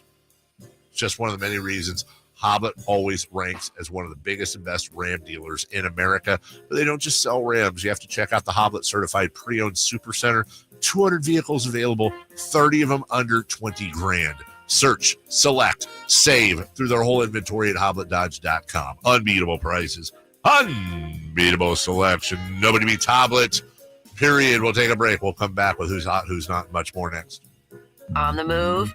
Got somewhere to be? Take Sacramento Kings basketball with you. The Sacktown Sports app will let you stay connected to your passion. Never miss a moment of Sacramento Kings basketball with the Sacktown Sports app. If you're 55 and up, T-Mobile has plans built just for you. 2 lines of unlimited for just $30 a line. That's a 45% savings compared to Verizon and AT&T. But don't just take our word for it. It's not just the savings that are great with our T-Mobile plan. There's all this value from all these other things that T-Mobile offers. T-Mobile has been such a savings for us. We love it. Switch today and get 2 free 5G phones like the Motorola Edge with Turbo Power charging that gives you power for the day in just 15 minutes. And customers 55 and up can get 2 lines of talk, text, and data for only $30 a line. Go to T-Mobile.com/choice55 to learn more. With AutoPay plus taxes and fees, plus $5 per line without AutoPay. Debit or bank account required. 45% off 2 lines versus AT&T Starter and Verizon Welcome. Plan benefits vary. Motorola Edge on us with 24 monthly bill credits and new line for well-qualified customers, plus tax and $35 per line connection charge. See details at T-Mobile.com. Motorola Edge requires 68-watt charger. Charger sold separately. Actual performance will vary based on usage and configuration. If you've always wanted to be a part of that Jeep life, there's no better time than now than the 2025 Jeep Wrangler. And no one has a better selection than Sacramento Chrysler Dodge Jeep Ram. The Jeep Wrangler has been unmatched in off-road capability for over 80 years. But being a Jeep owner, it's so much more than the performance on and off the road. It's a lifestyle. It's camaraderie. It's the versatility and the customization. The new Jeep Wrangler, it's better than ever. And you won't be able to find a better car buying experience or selection than at Sacramento Chrysler Dodge Jeep Ram. Golf to Go is brought to you by the Hagen Oaks Golf Super Shop. Here's Frank LaRosa. The word "for" has been used in golf for centuries, and its origins can be traced to the Middle Ages. According to historians, the word "for" is derived from the Old English word meaning before or in front of. In those days, the term was used to warn people of incoming arrows during archery practice. Another theory suggests that "for" has military connections. During the 19th century, artillery officers would yell "for" to warn their troops of incoming shells. This practice may have carried over to golf. The most popular theory, however, is that "for" has Scottish roots. In Scotland, "for-caddy" was used to describe a person who walked ahead of the golfers to spot where their ball landed. The "for-caddy" would then yell "for" to warn the golfers if their ball was heading towards another golfer or a spectator. Today, "for" is used to warn golfers or spectators of an errant shot. Whether it's derived from the Middle Ages, military practice, or Scottish roots, "for" has become an integral part of the game of golf, and now you know why. That's your Golf to Go. I'm Frank LaRosa. Tom's Watch Bar has the best happy hour in Sacramento, starting with $5 specials all day, every day. Plus select $7 appetizers and $12 entrees. With 360-degree viewing and game day vibes that match being at the game. Tom's Watch Bar is the ultimate game day experience for sports fans. What's hot? Yeah, hot. Real hot. And what's not? It's not good. Brought to you by American Energy Heating and Air, Sacramento's complete heating and cooling company, and second opinion partner. Who is hot? Shai Gilgeous-Alexander. Oh, wow. Good for him. In the Thunder's last win against the Clippers, he scored 26 points, had 8 assists. He was 11 of 11 from the free throw line. Oh, a lot of foul shots, huh? We'll look forward to that tonight. Shai Gilgeous-Alexander Walker, Texas Ranger. Ranger Rick Moranis. Morissette. That's a stretch. Who's not? Shai Gilgeous-Alexander. Huh? In that same game where he scored 26 points, he was 7 of 29 from the field, 1 of 7 from 3. And what? The right way. 87 of 89 from the line. 11 of 11. I just said that. I know. I was just testing you. Well, he'll be here tonight. The Gilgeous Hive in full effect. The Oklahoma City Thunder, the model for a small market franchise and how it should be run. I wonder how many Thunder fans will be there, because there were a lot of Celtics fans last night. I mean, I'm sure there's going to be, there'll be some legit. There's probably some new bandwagon Thunder fans. I think it'll be. I shouldn't. You can't get me Thunder because you're just God's fast. But I don't think. You know what I wonder sometimes? How do you feel? Has it been long enough that they've been gone from Seattle to where most Seattle people don't pay attention to them? Or do you think there's still some Seattle people that are like, I hate them. I hate them, and I hate that they're doing. I'm sure there are, but it feels like it's been a while. If the Kings moved to Seattle, would you be a Sonics fan right now? No, I would hate them. But I don't know. A long time's passed. I don't know if I would have eventually adopted another team or got. I really don't know. I've done that thought balloon. And you know what's funny is that Clay Bennett weasel snaked his way out of Seattle. There's no doubt about it. It's like documented. It was horrible how he got out of Seattle, and the only person happy about that was Christopher Laud. But there's no denying he's been a pretty damn good owner. Yeah. A really good owner. You forget I hate billionaires more than I hate Seattle. Oh, even though Seattle has a lot of billionaires, which is why. I see. It's the top of his list. All right, let's look at 3 in the key from last night. Okay. What's next? Last night, the Kings were looking to sweep the Boston Celtics by winning one again, but it didn't work. Vibes were bad, and everybody sucked throughout the second half. Okay. Back to you. We asked for, because Boston's really prolific at this, making 3-pointers. Davey said they'd make 22. I said they'd make 21. Chris said they'd make 17. Tie between Chris and I. They made 19. Oh, I thought too much of them. You did. Then we looked for the Kings plus-minus leader in a game that they lost. Davey said Sabonis +2. Nope. I said LaRavia +8. Nope.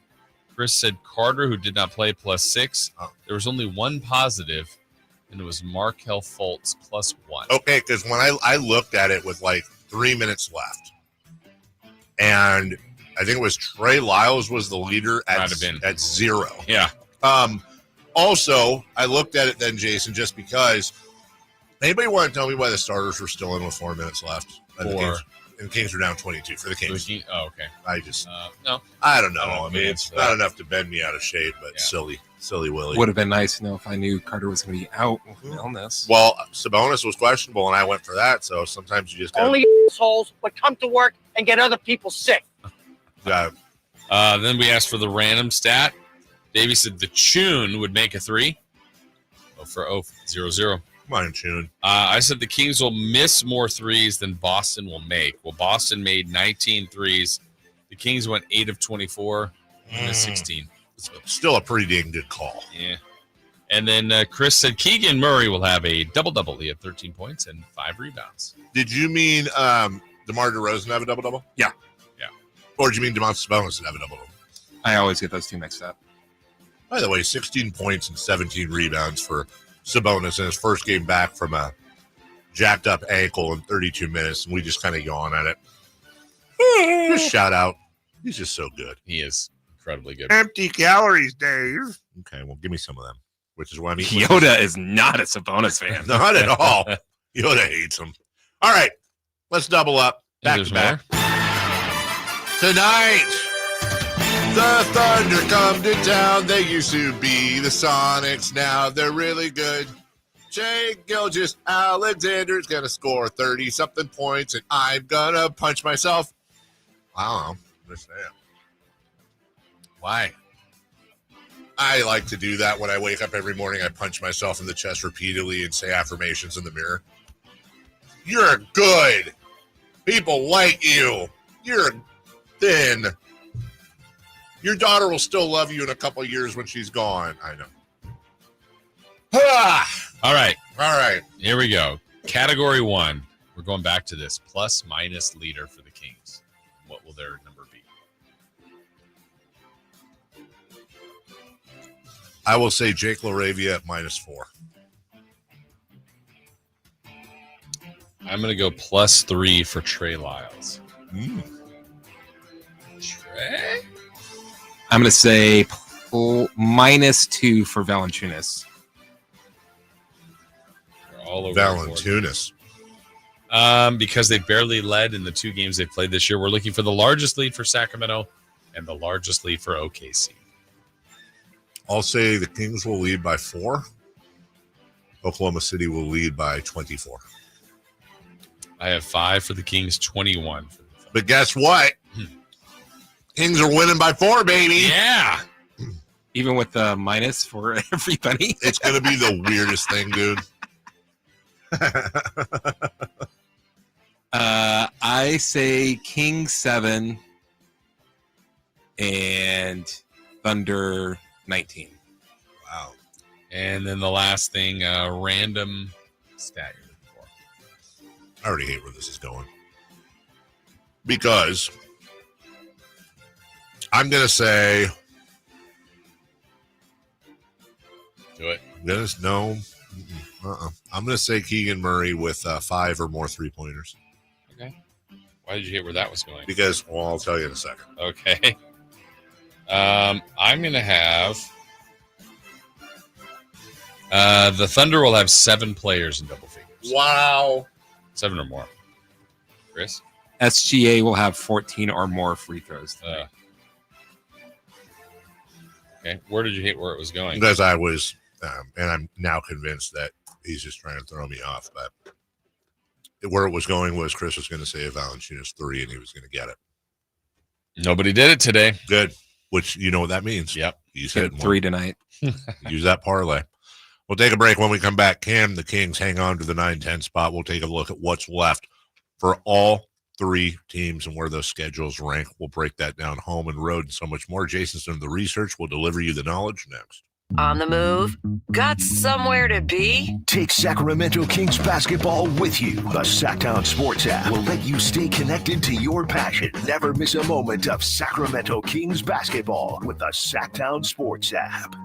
If you're living with diabetes and using insulin, you know the pain of pricking your fingers over and over again. By wearing a small remote device called a continuous glucose monitor, or CGM, you can reduce the pain of pricking your fingers right away. If you're testing your blood sugar 4 or more times per day, injecting insulin 3 or more times per day, or using an insulin pump, call the Diabetic Health Hotline today and learn about the latest CGM technology. A CGM can immediately reduce pain. It's accurate, easy to use, and helps you make better diabetes treatment decisions. And if you have Medicare, you can get a new CGM at little or no out-of-pocket cost. Plus, get free shipping, and we'll bill your insurance company for you. Call now to receive your new continuous glucose monitor at little or no out-of-pocket cost. Paid for by U.S. Medical Supply.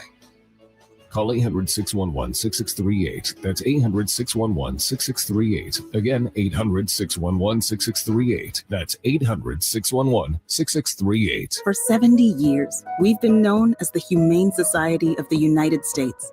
But as the challenges animals face have grown, so have we. We are now called Humane World for Animals. And with you on our side, we are going to end animal cruelty around the globe. Join us. Humane World for Animals. The end of animal cruelty.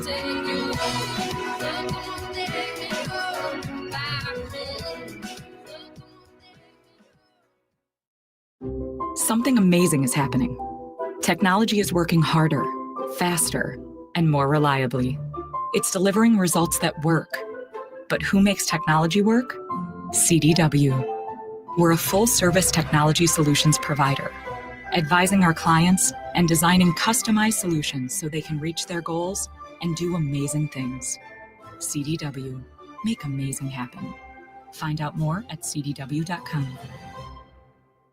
It's Carmichael Dave talking to you about my good friends at American Energy. You're in the Sacramento area. You know how the seasons work. They are a-changing right now. So American Energy wants to help you stay warm for the rest of the cold season, but help you stay cool during the warm season. Best way to do that, make sure your system is operating safely. So right now is the time to take advantage of half off a tune-up, $24.50. They cut that right in half. And if you want a diagnostic, guess what? You can't beat free. If it's free, it's me. And now it can be you. And also, it's the end of the season blowout. $4,000 off a new system plus any rebates. That $4,000, that's a direct drop from the sticker price. It's a great deal. Check them out at theaeway.com or an instant quote, or give them a call at 916-585-3700. 916-520-9990. That's 916-520-9990. Tell them your good buddy Carmichael Dave sent you. Call 916-520-9990 now. Big savings are back at Folsom Lake Honda, your one-stop Honda shop. New Hondas are piling up, and that means big savings for you. Looking to own or lease? During the spring sales event, drive a brand new Accord or Civic. Visit us today at FolsomLakeHonda.com, your one-stop Honda shop. As a family-owned and operated dealership since 2009, customer service is our #1 priority. Our customers love doing business with us, and you will too. Folsom Lake Honda,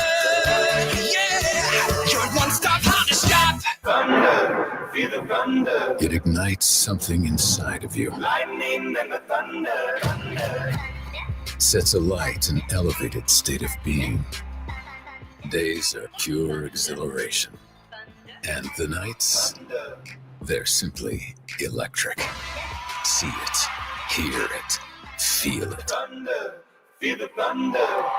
Lightning and the thunder. Thunder Valley Casino Resort. Feel the thunder.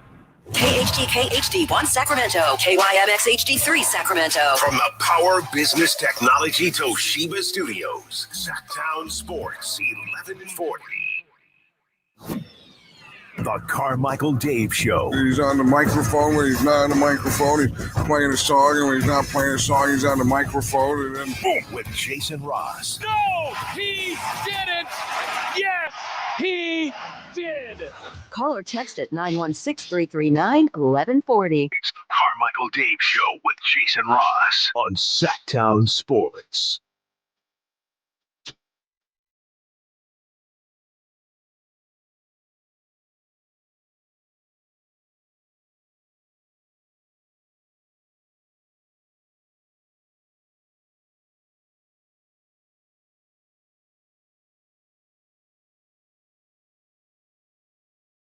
The only market manager I've known since I was hired here, I was 17, is retiring at the end of the month. And I don't know much about our new market manager, but I hear great things. And I was just galloping down the stairs during the break and turned the corner to go to where I was going. And well, I almost knocked down our new market manager. Just turned the corner and block or charge. Sounds like it would have been a set the screen. I think it would have been. Well, I don't know if her feet were set or not. Oh. Yeah, but you know what? Let's review it. And I didn't know this person. And then our good friend Bill Louie downstairs, our sales manager, introduced us. I don't know how much color was in my face at the time, but probably not a ton. And could not have been nicer or sweeter. Honestly, just so incredibly nice, which makes me maybe a little more nervous because I'm superstitious. And then I think the thing that really got me was she commented on some of the things we were talking about on the show today. Today's show that she found funny, and the whole time I'm like, do you really find it funny? Happy. How embarrassed would you be if after you almost knock into her, she said, "Oh, you must be Dave." I've heard a lot about you. Oh, and I know this was you. And apparently most of it's true. So anyways, welcome aboard. Yeah. Things change. Oh, that's a big it's a big change for a lot of us, especially. She was listening. We shouldn't pressure. Let's not do that. I would be happy. I didn't know anybody was. I didn't either. I would be happier, Jason. I would happily provide a 3-paragraph emailed recap that I write personally for her each day in exchange for no listening. Because then it's how truthful would it be? Not at all. Well, it would be all truthful on today's episode. It's just I might leave a few things out. This is what we are planning on talking about on all of our breaks that we took on time. Yes, the stuff we talked about. Oh, off air. Off air, yeah. As we sell out our commercial spots and generally just honor the company and everything about it. Good Lord willing, we can help the ball club. All right. So, welcome aboard. Yes. I'm sure you guys much better. I was going to say run-ins, but that's too close to home. All right. The Kings are trying to run into the play-in tournaments. Here's what's left for each and every team. And we'll start with our Sacramento Kings. Jason, you did all the work on this. I don't want to fake like I did. Why don't you run us through this? All right. So remember, there was a time where the Kings had the second toughest schedule remaining. Well, now, I do. Now it's down to the 8th. So it's still very difficult. 8th toughest schedule. And I'm guessing it'll adjust even more after tonight. Yeah. Yes, you would think so. You just got Cleveland, Boston, and OKC taken out of the equation. Yeah. So the Kings have 11 to go. 5 of them will be at home, 6 on the road. 1 back-to-back in that stretch. They got OKC tonight. Then Portland at home. At Orlando, at Indiana, at Washington, at Charlotte, at Cleveland, at Detroit. They finish with Denver, the Clippers, and Phoenix. I keep thinking about Game 82 with Phoenix either having all sorts of meaning. It could have 0 meaning. It could even be a situation where both teams are going to be 9-10, and it's, hey, whoever wins this game is 9. I mean, there's so many different roads that Game 82 could take. It may be meaningless, but that's kind of the path for Sacramento. For Dallas, who got AD back yesterday, they have the 16th toughest schedule. So middle of the pack. Middle of the pack. Even below the middle of the pack. Yeah, I guess you're right. Yeah. 10 left, 4 of those at home, 6 on the road, and 1 back-to-back. Starts tonight with at New York. Then they go to Orlando, at Chicago, home for Brooklyn, home for Atlanta, an LA sweep or an LA doubleheader with at the Clippers, come back home for the Lakers. Wow, that's an LA triple header, weirdly enough. Yeah. But one of them is back at home, which is weird. Then home for Toronto, and they finish at Memphis. Now, the interesting one to me is Phoenix, because part of the reason why I thought the Kings are definitely going to be 9 when they were doing a little bit better was because Dallas was in a stretch where they were almost going to have to forfeit games. And Phoenix had just this murderous schedule ahead of them, but they've already won the first 2 of that. Before you continue, let me just say one thing. I noticed you said, so the Mavericks finish up, you said, on the road against Memphis. The good news there is that as we check back in with the standings, there's one game that separates the Nuggets, the Lakers, and the Grizzlies. And then the Rockets are just a game and a half ahead. So we still have that squeeze in the middle. Yeah. Point being, there's a really good chance that final game against Memphis is going to mean a bunch to the Grizzlies as well. So we shall see. And we should also point out, too, tiebreaker-wise, Kings swept Dallas, so they have it. So technically they're a game and a half ahead of Dallas. I know they're only a half game, but they have the tiebreaker. And they don't have the tiebreaker yet on Phoenix. It's 2-1 Sacramento. So in theory, Dave, the Kings could be 1 game back going into Game 82. And if they win, they obviously go into a tie, but they would have the tiebreaker. They would have the tiebreaker. Yeah, the other thing about Memphis, too, also is they're currently, if we were coming down to the wire, Memphis is currently in the 5. They're the 5 seed. The Lakers have the tiebreaker, so they're the 4 seed, even though they both have the same exact record. There is a thought process that if the Warriors are close to Memphis, they may. If you're Memphis, would you rather face the Lakers or the Nuggets in the first round? I don't know, but I wonder if there's some maneuverations that may go on within that as well. It's a very interesting final game, especially with what you're about to say with Phoenix. Yeah, so Phoenix, even after they've knocked off a couple of really tough games in the schedule, they still have the toughest schedule remaining in the NBA. 10 left, 5 road, 5 home, 1 back-to-back. They now have Boston tomorrow night. We don't know if Tatum will play or not. At Minnesota, home for Houston, at Milwaukee, at Boston, at New York, home for Golden State, home for OKC, San Antonio, and then at Sacramento. The only 2 teams they play remaining with a record below 500 are their final 2 games, San Antonio, and for the moment, the Kings are below 500. Right. So tiebreaker-wise, we said they're up 2-1 on the Suns. Suns have the tiebreaker on Dallas. So lots of things that could still happen. Just the question is, can the Kings hold on to that 9 or 10? When you look at the Kings, I'd love to count Portland as a win, but they've already confident about that. I'm not. I certainly think Portland's a lot more winnable than tonight, but we've seen Portland come in here and win. Right. Portland's not they beat them up there once. The Kings are 1-2 against them. I look at Brooklyn. I look at, not Brooklyn. I look at Washington. I look at Charlotte, and I go, okay, those should both be wins. Those teams are also in full tank mode. But then you've got the Knicks. No, you don't. I'm looking at the wrong thing. Sorry. You've got at Cleveland, at Detroit, Denver, the Clippers, Phoenix. I mean, maybe at Orlando, at Indiana. I feel like they're going to split those one way or the other. Indiana's playing really well right now. But there's only, and nothing for this Kings team is a gimme, but the only two you could call gimmies are Washington and Charlotte. And with Phoenix, yeah, I'm with you, dude. Boston tonight, that's brutal. At Minnesota, Houston, at Milwaukee, at Boston, at New York, Golden State, OKC. That is ridiculous. It is. It really is. And the fact that they've already won the first two has surprised me. Yeah. Because the first two were Cleveland and Milwaukee. Yeah. And so that was the 10 in a row they were going to do. And now it's Boston. But again, if they don't have Tatum, that's a little bit of a thing in their favor. But we'll see. I mean, it's going to go fast, but there's still enough things that this could shuffle here multiple times over the last, couple weeks. Well, there is another thing at play here too with Phoenix, which is you add in those wins they already had. This last 10 with that schedule, let's say they go like 7-3, which would be like 10 out of their last 13 and a murderer's row that they were able to get through.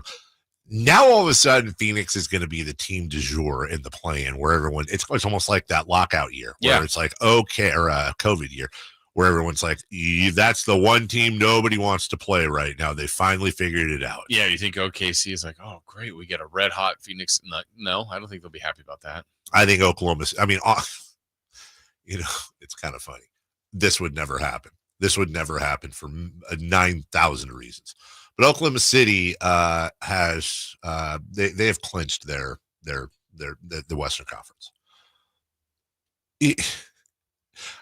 There's got to be someone somewhere that's like, you know what, tonight might be a really good night to rest everybody on the team, send them back to OKC. Because really, honestly, if you're the Thunder, wouldn't you'd much rather play that? You'd much rather make life easier for the Kings and the Suns.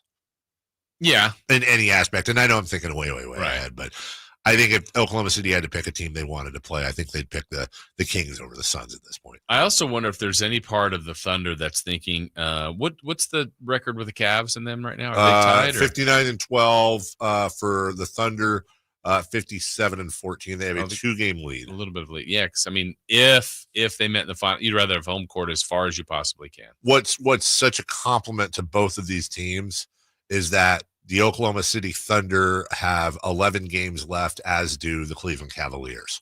The Thunder right now have a 2-game advantage. I think they split their series, I want to say. Yeah. Yeah. The Thunder have a 2-game lead on the Cavs with 11 to go. And it almost feels like, barring a miracle, the Thunder have already clinched it. Because if you had to bet right now in their last 11, do you think the Thunder will lose 2 games? If I put the over-under at 2, it's probably the number 9-2. I could see that. I think it's gonna be. I'm with you. It'd be 9-2 or 68 wins. Man, what a year! And Cleveland's gonna be. You're gonna have 2. And what's great is they are mid-60s and above. Absolutely. In fact, you're going to almost certainly. If Boston wins 7 of their next 10, which I don't think is tough, you're gonna have 3 60+ win teams. And in the Eastern Conference, which top to bottom is not as good as the Western Conference, but top heavy wise, very much so. It's a pretty heavy top too, because your second place in the West is Houston's got a little lead right now. They've got 10 games left. They'll probably, second place is probably going to be somewhere around 53, 54 wins, which once upon a time, that's about the 7 seed in the West. Right. We'll take a break. When we come back, let's take a look. Kings Thunder tonight. And what a year for Oklahoma City, a model for any small market team and how they've built this. Here we go tonight. We'll preview it before we get to what to watch and crosstalk in just 1 minute. You never know what you might hear when listening to a Sacramento Kings game. Out of Keegan, going for another triple. Man, is he feeling it. Keegan, can he do it? Yes, there's number 11, Keegan Murray. Keegan steps back. He just knocked down his 12th three-pointer, a Kings franchise record. He's got 45 points. Never miss a moment of Sacramento Kings basketball with Sacktown Sports and the Sacktown Sports app. Toyota's Ready, Set, Go sales event ends soon. Power up your drive with more miles and fewer fill-ups. Toyota leads the way with more hybrids than any other brand, backed by Toyota's legendary reliability. Shop great deals on 16 Toyota hybrid models from the longest-lasting brand on the road. Plus, every new Toyota comes with Toyota Care, a 2-year complimentary scheduled maintenance plan. Don't miss the final days of Toyota's Ready, Set, Go sales event. Toyota, let's go places. See your Toyota dealer for Toyota Care details and exclusions. Sacramento's premier country music festival, Country in the Park, is coming back May 16th and 17th at Cal Expo with Bailey Zimmerman, Billy Currington, Cole Wetzel, Nate Smith, and more. You'll enjoy food trucks, rock walls, and a mechanical bull, line dancing, and more. Single-day GA tickets start at $52 at CITPFest.com. Country in the Park, May 16th and 17th with Paul Mitchell, The School, Sacramento, and Stoney's Rockin' Rodeo. Find out more at CITPFest.com.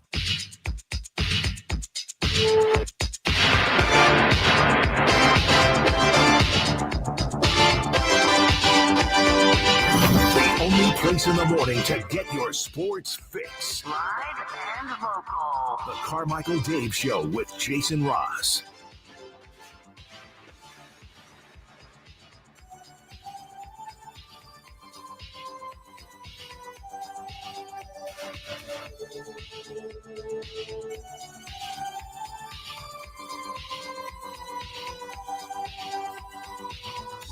Here's a take from Johnny in the chat line. Here's a take.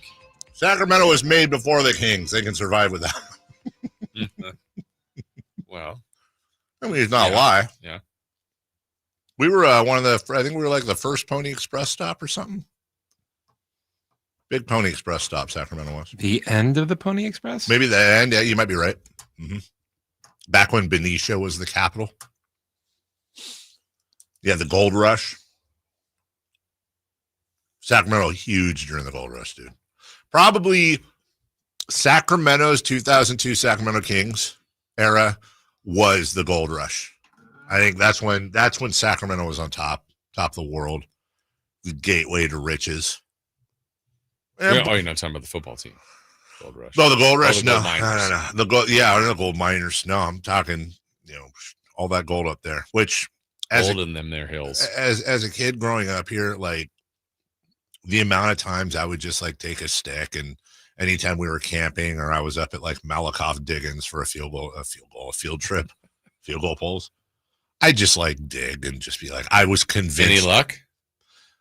You didn't have the patience. When I went, no, not at all. When I went on my 4th grade field trip to Malakoff Diggins, they did a thing where like the tour guide would give you one of them big pans, and you dip it in the, and you swirl it, and yeah, dude, I got I say a gold nugget. I mean, it was a quarter of the size of my pinky nail, but like a gold pebble, mm-hmm. I guess, flake. Right?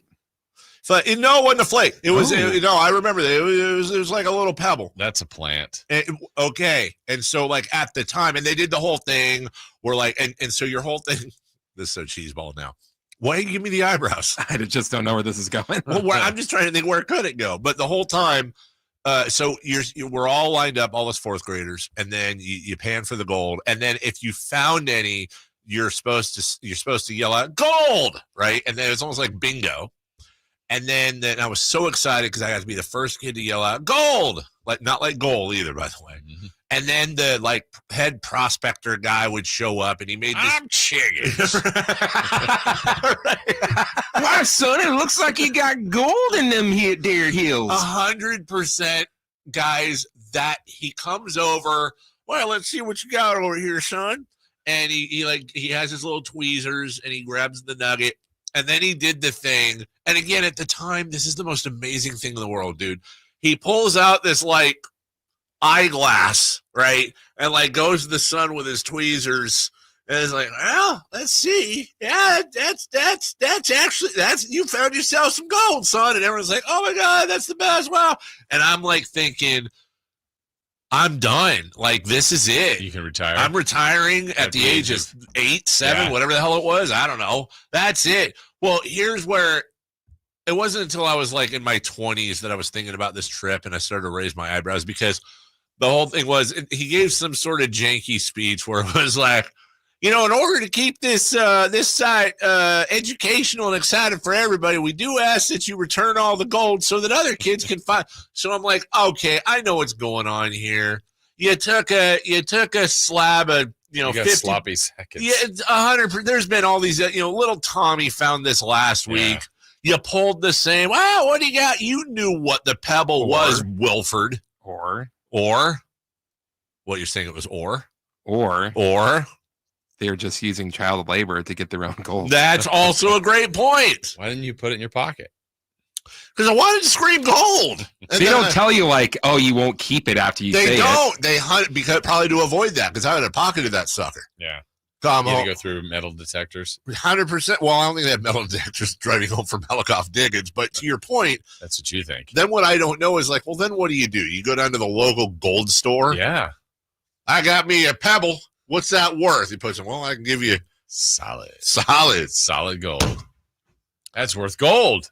There's you know what though? I'm not mad at them. It was a great kid moment. Yeah. Every kid should be able to pan for gold and get some. Did you or your dad have one of those beepers? Yeah. What are they called? The thing where you go metal on the metal detector. Basically looking for pennies. Yeah, no. But I can tell you there's a decent chance if I end up hopefully where I want to be, retired and living near the ocean, I'll 100% be that dude, man. Because think about it. You're getting extra. Think about that. You can find 17 cents. I don't even think it's about that. I think to believe our daughter starting Dance Moms 2 bought us this house on the beach. 100%. That's how we haven't seen her in 4 years, but that's how she shows her love with the monthly paycheck. Yeah. But you're walking along the ocean. You're getting your exercise in. See, the older I get, the more things like this in gardening appeal to me. You're metal detecting. Yeah, what are you going to find? You're going to find a needle, a penny, a body, and a body. Yeah. But you know what? That's your excitement. It's always about it's like fishing. You don't always catch a fish. It's about the experience of being that guy that's metal detected on the beach. And by the way, can I tell you right now, I'm glad you said that. I'm absolutely convinced that 95% of the old men on the beach, if you ever notice them when they're metal detecting, they're always wearing those dark or mirrored glasses. They're not looking for, they are looking for, they're not trying to metal detect. You know what I'm saying? I think I do. They're not. I know what you're saying. They ain't metal detected. They're looking for gold. They're looking for, you know what I'm saying? They're up to no good. Yeah. Just like the Thunder are tonight, looking for their 60th one of the season against your Sacramento Kings. Shai Gilgeous-Alexander is the MVP front runner. He's the MVP, isn't he? I don't. Jokic keeps missing games now. Not that should make a difference, but yeah, I think SGA will win it on account of what you just said. I think there's a little bit of Jokic fatigue. Also, by the way, he's having a really good year and could very well deserve it. But yeah, let's just not let him get MVP on our watch. The Thunder defeated the Kings 4 straight times, including both this year, 130-109 in Sacramento on November 25th, 144-110 in OKC. Back on the 25th of November, Shai had 37-11. At the one in OKC back on February 1st, that was when Aaron Wiggins had a career high of 41. That would end up being De'Aaron Fox's final game. That game was real. Yeah, final game as a King ever. That team, remember, that's when all the rumors were going, and they looked as disengaged as I've ever remembered in a game. Obviously, OKC's great. Wiggins was having a night. They kept feeding him. But that's, to me, when I go, this team is definitely broken. And I felt like they had to do something with Fox, and they did. It's the worst team to play when you're that broken, too, yeah, because the OKC is so not broken. Yeah. Shai Gilgeous-Alexander averaging 32.8 points, 5 boards, 6.3 assists on 52% shooting. I think the goal tonight, you're not going to stop him, but let's keep him under 33. Okay. Let's keep him under 33. And keep him off the foul line, which is obviously not easy to do. No, because he has the best whistle in the league. You know what's so hilarious, dude? He's averaging 8.9 free throws per game. Mm-hmm. That's down a full 2 free throws a game from 2 years ago. Is that right? He averaged 10.9. And the dude is a 90% free throw shooter. What's his 3-point percentage? This year's 37. He's shooting 52, 37, 90. Missing one piece. Make him shoot threes. I mean, he shot 41.8 in 2020, 2021. Also, his rookie year, he averaged 10.8 points per game for the Clippers. Yeah. Do you think, I know we always have this argument with the Halliburton-Sabonis trade. I think Oklahoma City won that trade. Oh, my goodness. What a fleecing that turned out to be. And that goes back to, like, how OKC did it. It's because they've had, I mean, this organization has had some of the best players. It's amazing. And they've also then flipped them. I mean, to have, well, Sabonis was a Thunder player. Sabonis was a Thunder. Harden, Durant, Russell Westbrook, Paul George, Serge Ibaka, Chris Paul, Al Horford, who they sent home like halfway through. Victor Oladipo when he was really, really good. Now Shai Gilgeous-Alexander and that whole new crop. Yeah, what's interesting too, looking at that, like their setup is so good right now. I think, if I'm not mistaken, if you look at their contracts, it's a good thing, but I think almost all of them come up in 2 years.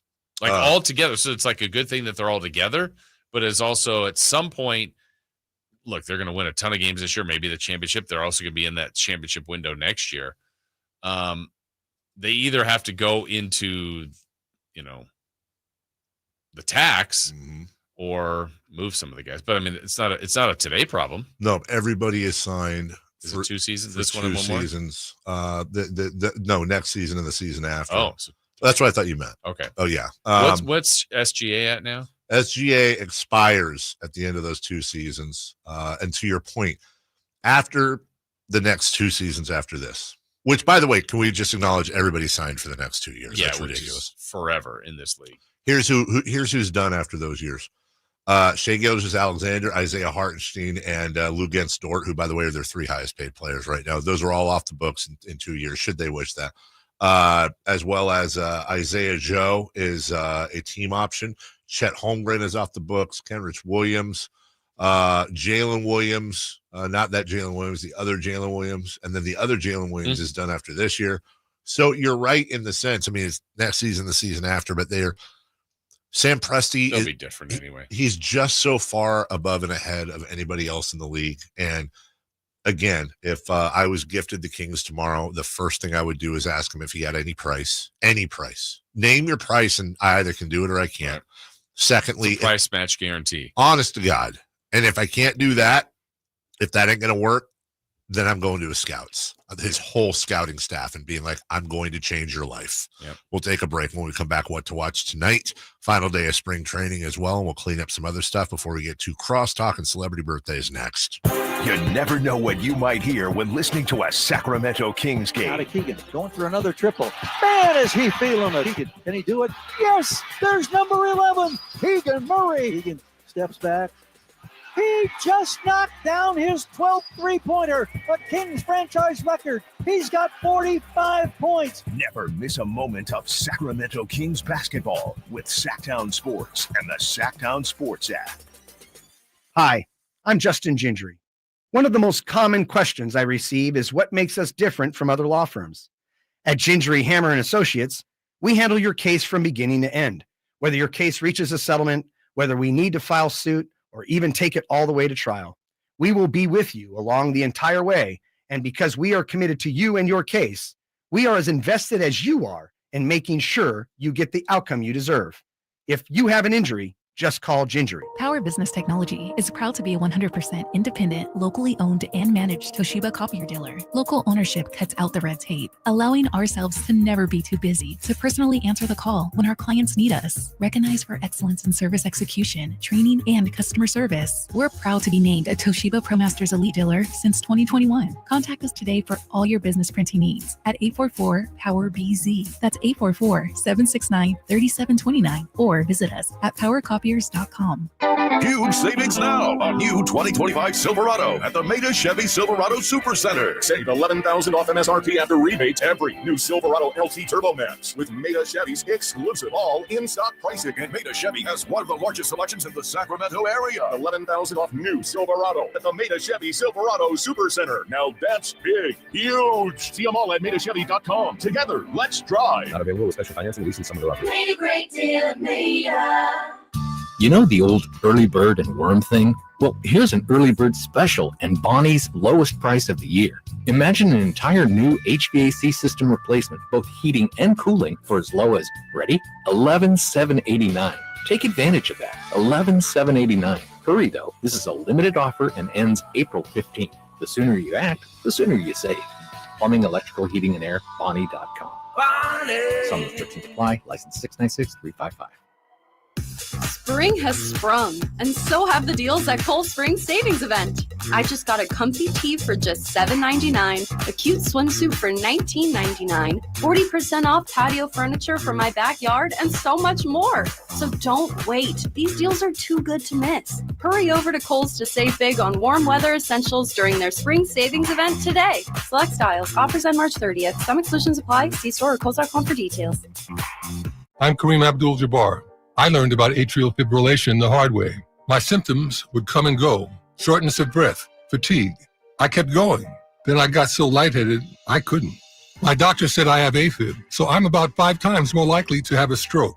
Other symptoms, irregular heartbeat, heart racing, chest pain can come and go, but the risk of stroke stays. If you have symptoms, tell a doctor. Visit notimetowait.com. Sponsored by Bristol-Myers Squibb and Pfizer. Spring is in the air, and there's really nothing better than hitting the open road in a new Honda. Whether you're shopping for new or pre-owned, Stockton Honda has the selection and savings. Plus, get top dollar for your trade. And while life's roads are often filled with bumps, buying from Stockton Honda couldn't be smoother. Wherever the road you travel might lead, Stockton Honda is happy to get you there. Come in today or go to StocktonHonda.com. Anytime, anywhere, it's all here. StocktonHonda.com. Experience the excitement of Sacramento Rivercats baseball at Sutter Health Park. From thrilling plays on the field to fun in the stands with family and friends, Rivercats baseball is for everyone. Enjoy lively entertainment all season long, the best ballpark food around, some of the finest views of the city, and baseball memories with the Sacramento Rivercats to last a lifetime. Grab your tickets now at rivercats.com. Did you know colon cancer can be detected early or prevented through regular screening? I have detected around Earth is the greatest lie ever. Okay, Roger. My uncle just passed away and I inherited his cockatoo, Roger. He was a member of the Flat Earth Society, so Roger picked up on some of his rhetoric. Anyway, screening, such as a colonoscopy. Screen these! Screen these! Roger that, Roger. Moving on. Colonoscopies can detect early-stage colon or rectal cancer or even polyps, which are abnormal growths that can turn into cancer over time. I'm a flat earth walker. Come on, Roger. What did I do to my uncle to deserve you? You don't get to choose what you inherit, just like colon cancer. Unlike Roger here, I believe in science. And science says that if colon cancer runs in your family, you're more likely to develop it yourself. Talk to your doctor about when you should start screening. Find out more at coloncancercoalition.org. A message from the Colon Cancer Coalition. Tonight, Kings and Thunder. Game night with Scott Marsh and the high flyer Henry Turner starts at 5:30. Tip-off at 7. The Kings play here on Sacktown Sports. Sacktown Sports, 1140.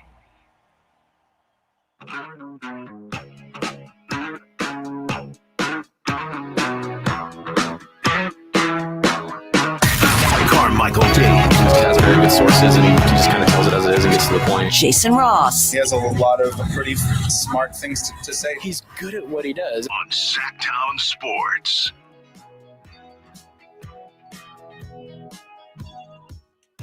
We love our chat room. Join it. YouTube, Sacktown Sports, subscribe, like. A lot of these people are here all day or most of it for the show.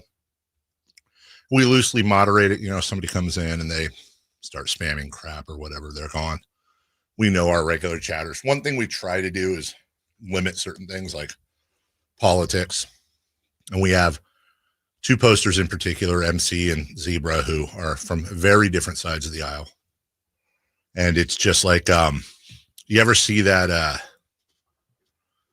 you ever see that video? Like you see like two dogs at a fence and they've known each other for a long time, but every time they see each other, it's just bark, bark, and the barking just doesn't stop until it has to stop. And of course, MC's going to get offended like I'm calling him a dog, and I'm not. I'm trying to provide an example. They just can't help it. Right. Someone will say something. Today it was Zebra. Then the other one will respond. Then the other one will respond. And, it gets annoying because you don't want to tell people what they can or can't say. But at the same time, it's like, guys, there's other people in here that don't want to see, this. But I think I'm going to change something tomorrow. I think I one of those things is like anyone who's ever had, you grew up with brothers. I don't know if your parents ever said like you constantly like you'd hit him, he'd hit you, whatever. And then finally they were like, you know what, put on some gloves and just get it. I think tomorrow I'm going to say, just get it out of your system. I'm declaring tomorrow a all politics. Just go for it. I don't even care. Chris loves this idea too. Just go for it. Not going to moderate. Now, obviously you can't swear and, just go for it. All you guys don't want to come in, MAGA 2025. Kamala should have won. Foreign aid, not foreign aid. ISIS, Brazil, whatever. Sounds fun. Yeah, as long as it's not hateful, like obviously we're not going to do racist stuff or any of that crap. But I don't care. Just argue all day. Just get it out of your system. Just go for it. I'm not going to moderate tomorrow. So look forward to that. Okay. And I know I just pissed off like 99% of the chat. That's like, I think Zach LaVine shouldn't play. But what are you going to do? It's like they always say, you want to make sure to make your contact for that one person instead of everybody. Yes, I am narrow casting. That's what they call it, not broadcasting specifically to. And I'm just hoping maybe can we set up like a sub chat? Just have MC and Zebra be the chat captains. They just go at it. Yeah. Because what I do know is this: at some point, somebody in that chat is going to make a really good political point. Oh, they are. And the other person is going to be like, oh my God. I totally agree. I didn't think of it. I guess I never really thought of it that way. I didn't think about that's a great, oh my God. I'm voting. My opinion has changed. Changed for the better. Like you feel like you like when you feel like you sent that perfect argument email, you hit enter, you reread it to yourself. I'll bet you they open this email and just go, what have I done? I'm so wrong. I must craft an apology letter. He's made so many good points. Who was that? That was the person. Oh. You sound like you're from London. Thunder at Kings tonight. Thunder Kings. Thunder Kings. I like your cutest little Thunder Kings. Did I mention our market managers here and possibly listening? That's not great. I think there's a big meeting downstairs. We're probably okay. Unless everybody's listening and watching down there. And if so, hello. Oh my God. Like what we're going to do is watch the show. Let's just turn on. Yeah. Let's see what they're doing. She's making a point. Like everybody should be, sales should be engaged. You should be watching the programming so you can pick things up. Let's see what they're saying right now. I just want to provide the apology email. And we're singing Thunder Kings dance tunes. Shout out. Yeah. How you doing? All your coverage, by the way, we're going to change it up tonight. All coverage is going to be right here on Sacktown Sports. G-Man on the call. Only. You there. Yeah. If there's any injuries, you're on it. He's hurt, G-Man. He's hurt, G-Man. Get in and get out. Cut me, Mick. Warriors. My mistake. He's not hurt. Warriors saw that. Just called a timeout. Called a timeout. T.O. Yeah. He's actually more than fine. He's fine. We'll get you Tom in the chat wants to know how is the tune groin. We're monitoring. You are monitoring. I am monitoring the tune groin. Yeah. I'm gonna the tune groin. I'm gonna start a Twitter account specifically for the tune groin and updates on it throughout the day. It's got to be a weird exam, by the way, to see if you're hurt. I don't even want to know what goes into that one. I mean, I'm not even talking about like the stuff you think I'm talking. I'm just talking about in general, like how the hell do they stretch you? Have you ever tweaked your groin?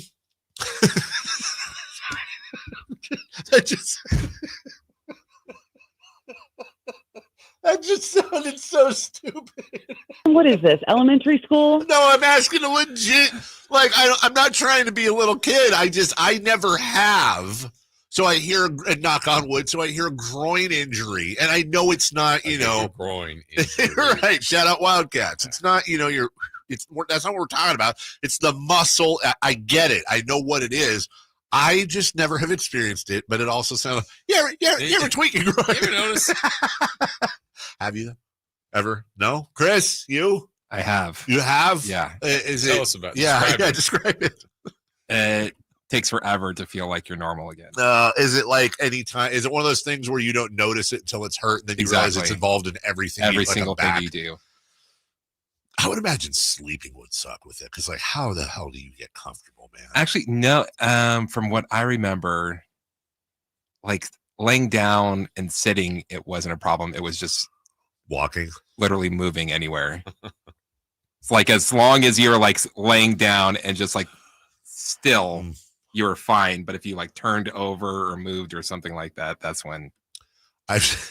I've never had either of these, thank God. But honestly, I wonder like if somebody has had them both, like on the list of like Mount Ouchmore, like which would you rather? Like, okay, you have like a grade 3 groin tear, like a really bad groin injury, or kidney stones, which I hear is the worst. It's the only thing I've ever experienced. I had of those two. You've experienced a lot. Oh, okay. I thought you meant like in general. No. Yeah. That was awful. I've had one. It was awful.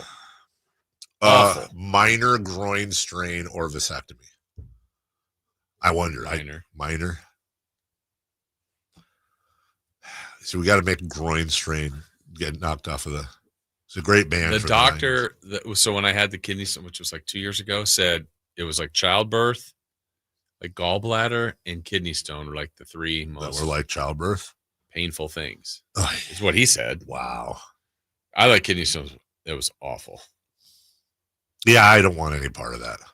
And I feel like I have experienced something close to childbirth before, like particularly, I think it was last Saturday morning, but I have nothing to compare it to. Set the screen. But I mean, whatever. She was all dope. I didn't have any drugs. You're a hero. I had to push that thing out naturally. No C-sections. Restrain your groin.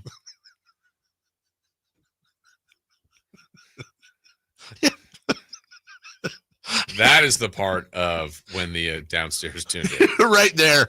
You know why? It's because I kind of asked it in the same tone of you like movies about gladiators. You kind of did. You ever been in a Turkish prison? Yeah. You ever tweak your groin? All right, we'll take a break. By the way, last day of spring training today. If you're in your spring training fantasy leagues, I am. Championships today, as a matter of fact. We'll take a break when we come back. We'll see. Let's ask Alan if he's ever tweaked his groin, and then we'll get into crosstalk and celebrity birthdays next. Tonight, Kings and Thunder. Game night with Scott Marsh and the high flyer Henry Turner starts at 5:30. Tip off at 7. The Kings play here on Sacktown Sports. Sacktown Sports 1140. Go from daydreamer to industry leader with Amazon Business. From office supplies to IT essentials, Amazon Business provides tools that help you save costs and make insight-based decisions. Learn how to bring your visions to life at AmazonBusiness.com. Get one free set of brake pads when you buy 2 brake rotors. Visit O'Reilly Auto Parts. Offer in-store only. Restrictions apply. See store for details. O'Reilly Auto Parts. Something amazing is happening when power outages strike. Teams are powering through them. That's because CDW Solutions architects are building more resilient IT and electrical infrastructures with Schneider Electric. With EcoCare remote monitoring services and 24/7 support, your organization can do more than keep the lights on. Schneider Electric and CDW make amazing happen. Learn more at cdw.com/Schneider Electric. Get ready for the high-octane action. It's the 76th season opener at the Stockton 99 Speedway, March 29th. Watch the intense racing action as the Stockton Late Models, NorCal Mini Stocks, NorCal Legend Series, Pure Stocks, and Fast Car Solutions Mini Modifieds tear up the track. It's fast, it's thrilling, it's non-stop action you don't want to miss. Family-friendly fun, food, and excitement for everyone. Gates open at 5 p.m. Racing starts at 6. Stockton 99 Speedway, where speed and excitement come to life. March 29th. Be there for the 76th season opener. For tickets, visit Stockton99.com. Big savings are back at Folsom Lake Honda, your one-stop Honda shop. New Hondas are piling up, and that means big savings for you. Looking to own or lease? During the spring sales event, drive a brand new Accord or Civic. Visit us today at folsomlakehonda.com, your one-stop Honda shop. As a family-owned and operated dealership since 2009, customer service is our number one priority. Our customers love doing business with us, and you will too. Folsom Lake Honda, yeah, your one-stop Honda shop. Spring is here, and that means gigantic savings for all your oil change needs at Jiffy Lube today. Get a $25 gift card with the purchase of any Pennzoil Platinum full synthetic oil change through May 31st at your local Jiffy Lube service center in the greater Sacramento areas. And don't forget about the additional $30 off online coupon at jiffylube.com. Terms apply. Valid email address required. See pennzoil.com/rewards for details. Jiffy Lube, huge spring savings for you today. Hey, Joy. Oh, you are glowing. Oh, hey, more like Mira Joyed. That Miralax helped me go. I was so backed up. Tried mega coffees, prune juice, everything. Then Miralax. And hello, gentle relief without the harsh side effects. Ooh, how does it work? It works naturally with the water in your body for constipation relief. Find Miralax today at your local retailer. Use as directed for occasional constipation. Welcome to AT&T. How can I help? Hey, I thought I could trust my twins with my phone, but they outnumber me, man. Oh, that's a lot of glitter paint. Let's trade lives. At AT&T, everyone can trade in an old or glittered iPhone, any year, any condition, and save on a new iPhone. Ask how to get iPhone 16 Pro on us. New and existing customers. Savings vary by device and trade-in combinations. Restrictions apply. See att.com for details. AT&T. Connecting changes everything. Come check out Capital Casino, Sacramento's #1 poker room with the most variety of table games in the region in a safe and friendly environment. Plenty of well-lit parking available, conveniently located in downtown Sacramento. And remember, Capital Casino has the best food, the best service, and the best action. 411 North 16th Street in downtown Sacramento. For more information, log on to capital-casino.com and please gamble responsibly. 1-800-GAMBLER. It's time for the news of the day. The latest headlines, the biggest stories, hard-hitting analysis. Yeah, this is none of those things. And now, here's Carmichael Dave and Jason Ross. And Alan Stiles, look, he's in his seat. He's on. The big bosses are here, so of course Alan's in for Crosstalk. And once again, Alan, I'd like to acknowledge your teamwork and say thank you for doing Crosstalk with us. We appreciate your teamwork. I do it because I love it. Yeah. That's what we do at 5:50 every day with what Maggie is it? And Perloff. That's right. Absolutely. Oh man, Maggie out sick today. I know. Yeah, Sorry. yeah. Billy was in there. Billy and Perloff. Everyone is. Yeah. You ever tweak your groin? I did. Yeah, I did. Yeah. It's pretty bad. Not on purpose, though, right? Talking about like an injury. Yes. Yeah, it was pretty bad. Like, have you ever? What's your worst injury you've ever had? I mean, well, my Achilles. But if we eliminate that, yeah. Okay. Did you rupture your Achilles? Yes. Okay. So let's say Achilles rupture is on a 10 in the pain scale. Where was the groin injury?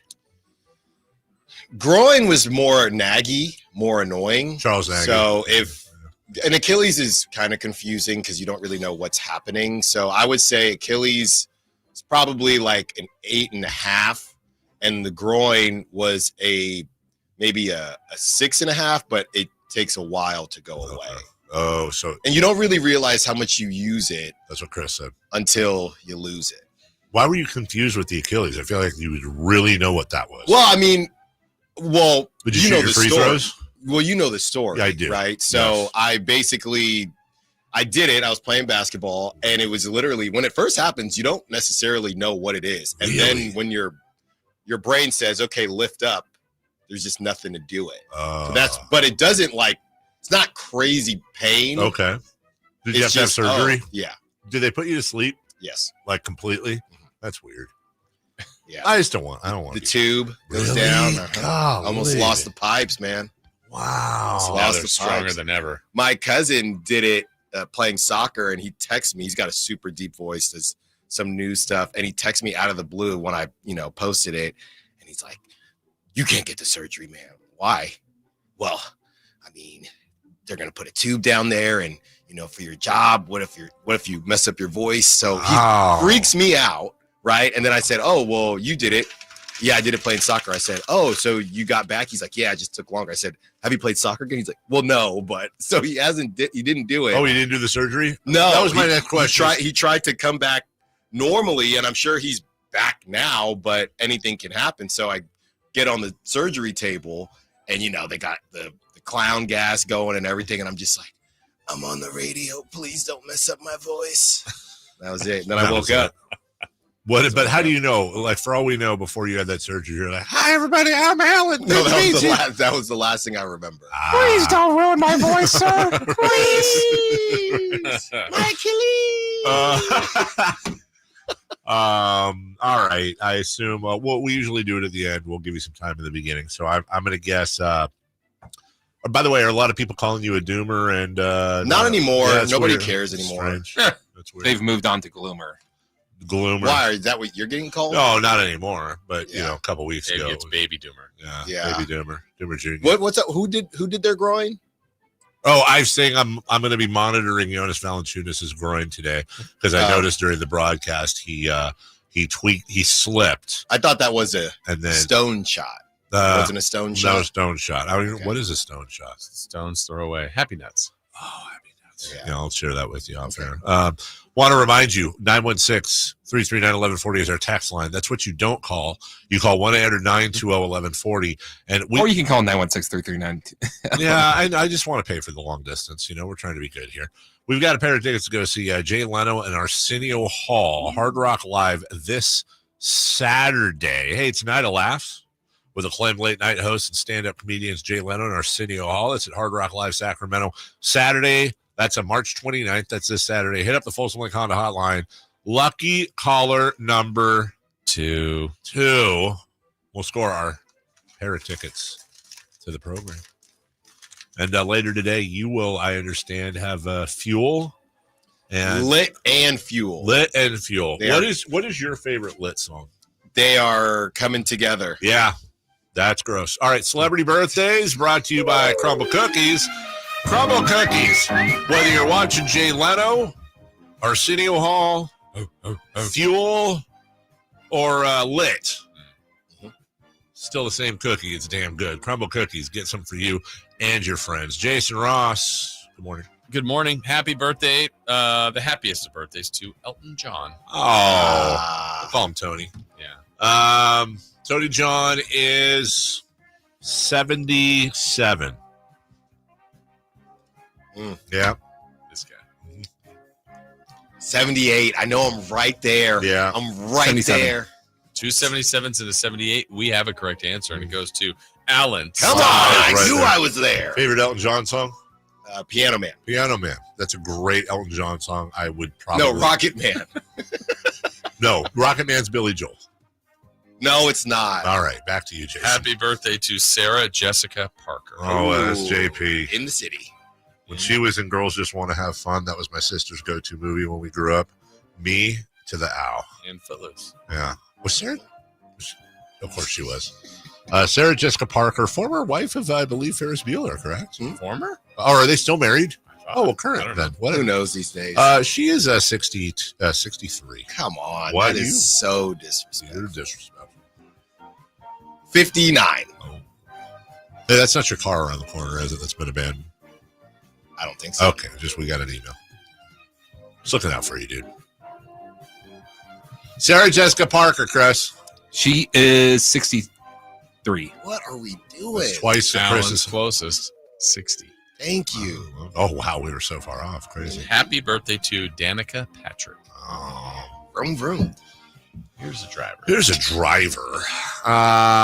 Danica is 36. Yeah, this actually is a tough one. It's a tough one. I have she just appeared and then disappeared. Well, I'm going to say 38. Didn't she date like a country singer? 44. Kid Rock. Probably. That's a good guess. Aaron Rodgers. Thank you. Chris is closest, 43. Mm-hmm. Happy birthday to Kyle Lowry. Can't stand Kyle Lowry. Kyle Lowry's 39. Really? Oh, yeah. Can you believe it? Huh. Yeah. How about that? I mean, I can. How about that? I'm going to say 37. 39. Oh, it's That's way high. off. Way off. He is 36. We have a correct answer that goes to Carmichael Dave, 39. Oh, Happy birthday to Marco Bellinelli. Best shot blocker in Sacramento. That's right. Yes, and a block everybody. wonderful member of King's Twitter. Yeah. I am still blocked by Marco Bellinelli. I'd never said a bad word about Marco. He blocked literally like half the city. So I don't care how old he is, but I will guess he is, I don't know, 34, 35. You know what they say? What? I don't. 34. When Dave says 35. 37. Chris is closest. He's 39. Happy birthday to comedian Nate Bargatze. Hey, my friends like Nate Bargatze. I do too. Yeah, he blocked me. Still blocked. Nate Bargatze Why did Nate is... Bargatze block you? Nobody knows. Nobody knows. Great line. Nate is 46. Yeah. That's gross. 48. 44. We have a correct answer that goes to Carmichael Dave, 46. Avery Johnson. Oh, a little general. That's what you used to call my Avery. 56. 56. I like I said 54. 56. 57. We have a correct answer. 2 in a row for Carmichael Dave. That's 3. That's 3 today. Coming on strong. Can Dave get 3 in a row? Happy birthday to Tom Glavin. Chicks dig long ball. Yeah. They do. Crafty lefty? Very crafty lefty. Oh, let's see. Thomas McLavin face is trying to get 3 in a row on yeah. the nose. Yeah, I'm gonna say 63. 64. He is 61. Chris is closest, 59. Wow. You still remember that pitching staff? I do. Maddox. Smoltz. Glavin. And everyone forgets Steve Avery. He was such a badass. Back to you. Last one, Olympian. I think she won fastest woman on the planet, Sha'Carri Richardson. Ow. Ow. Ow. Ow. Ow. It was actually a lyric back in the day. Ow. My elbow. Sha'Carri is 29. Well, you do know what they say about Olympians. What do they They're say? either 4 years older or 4 years younger. They say that all the time. 29. I think Dave is close. So take 4 off of 29 or add 4. Yeah, that's a great point right I'm there. going to say 27. Split the difference. She is 26. Chris is closest, 25. I was trying to it was 4 years. Yeah, 4 years. Yeah. So, yeah. Is she, what, one more? Yeah, maybe? she can do another one. One more In yeah. LA? Yeah. Got to, yeah. It's for the kids.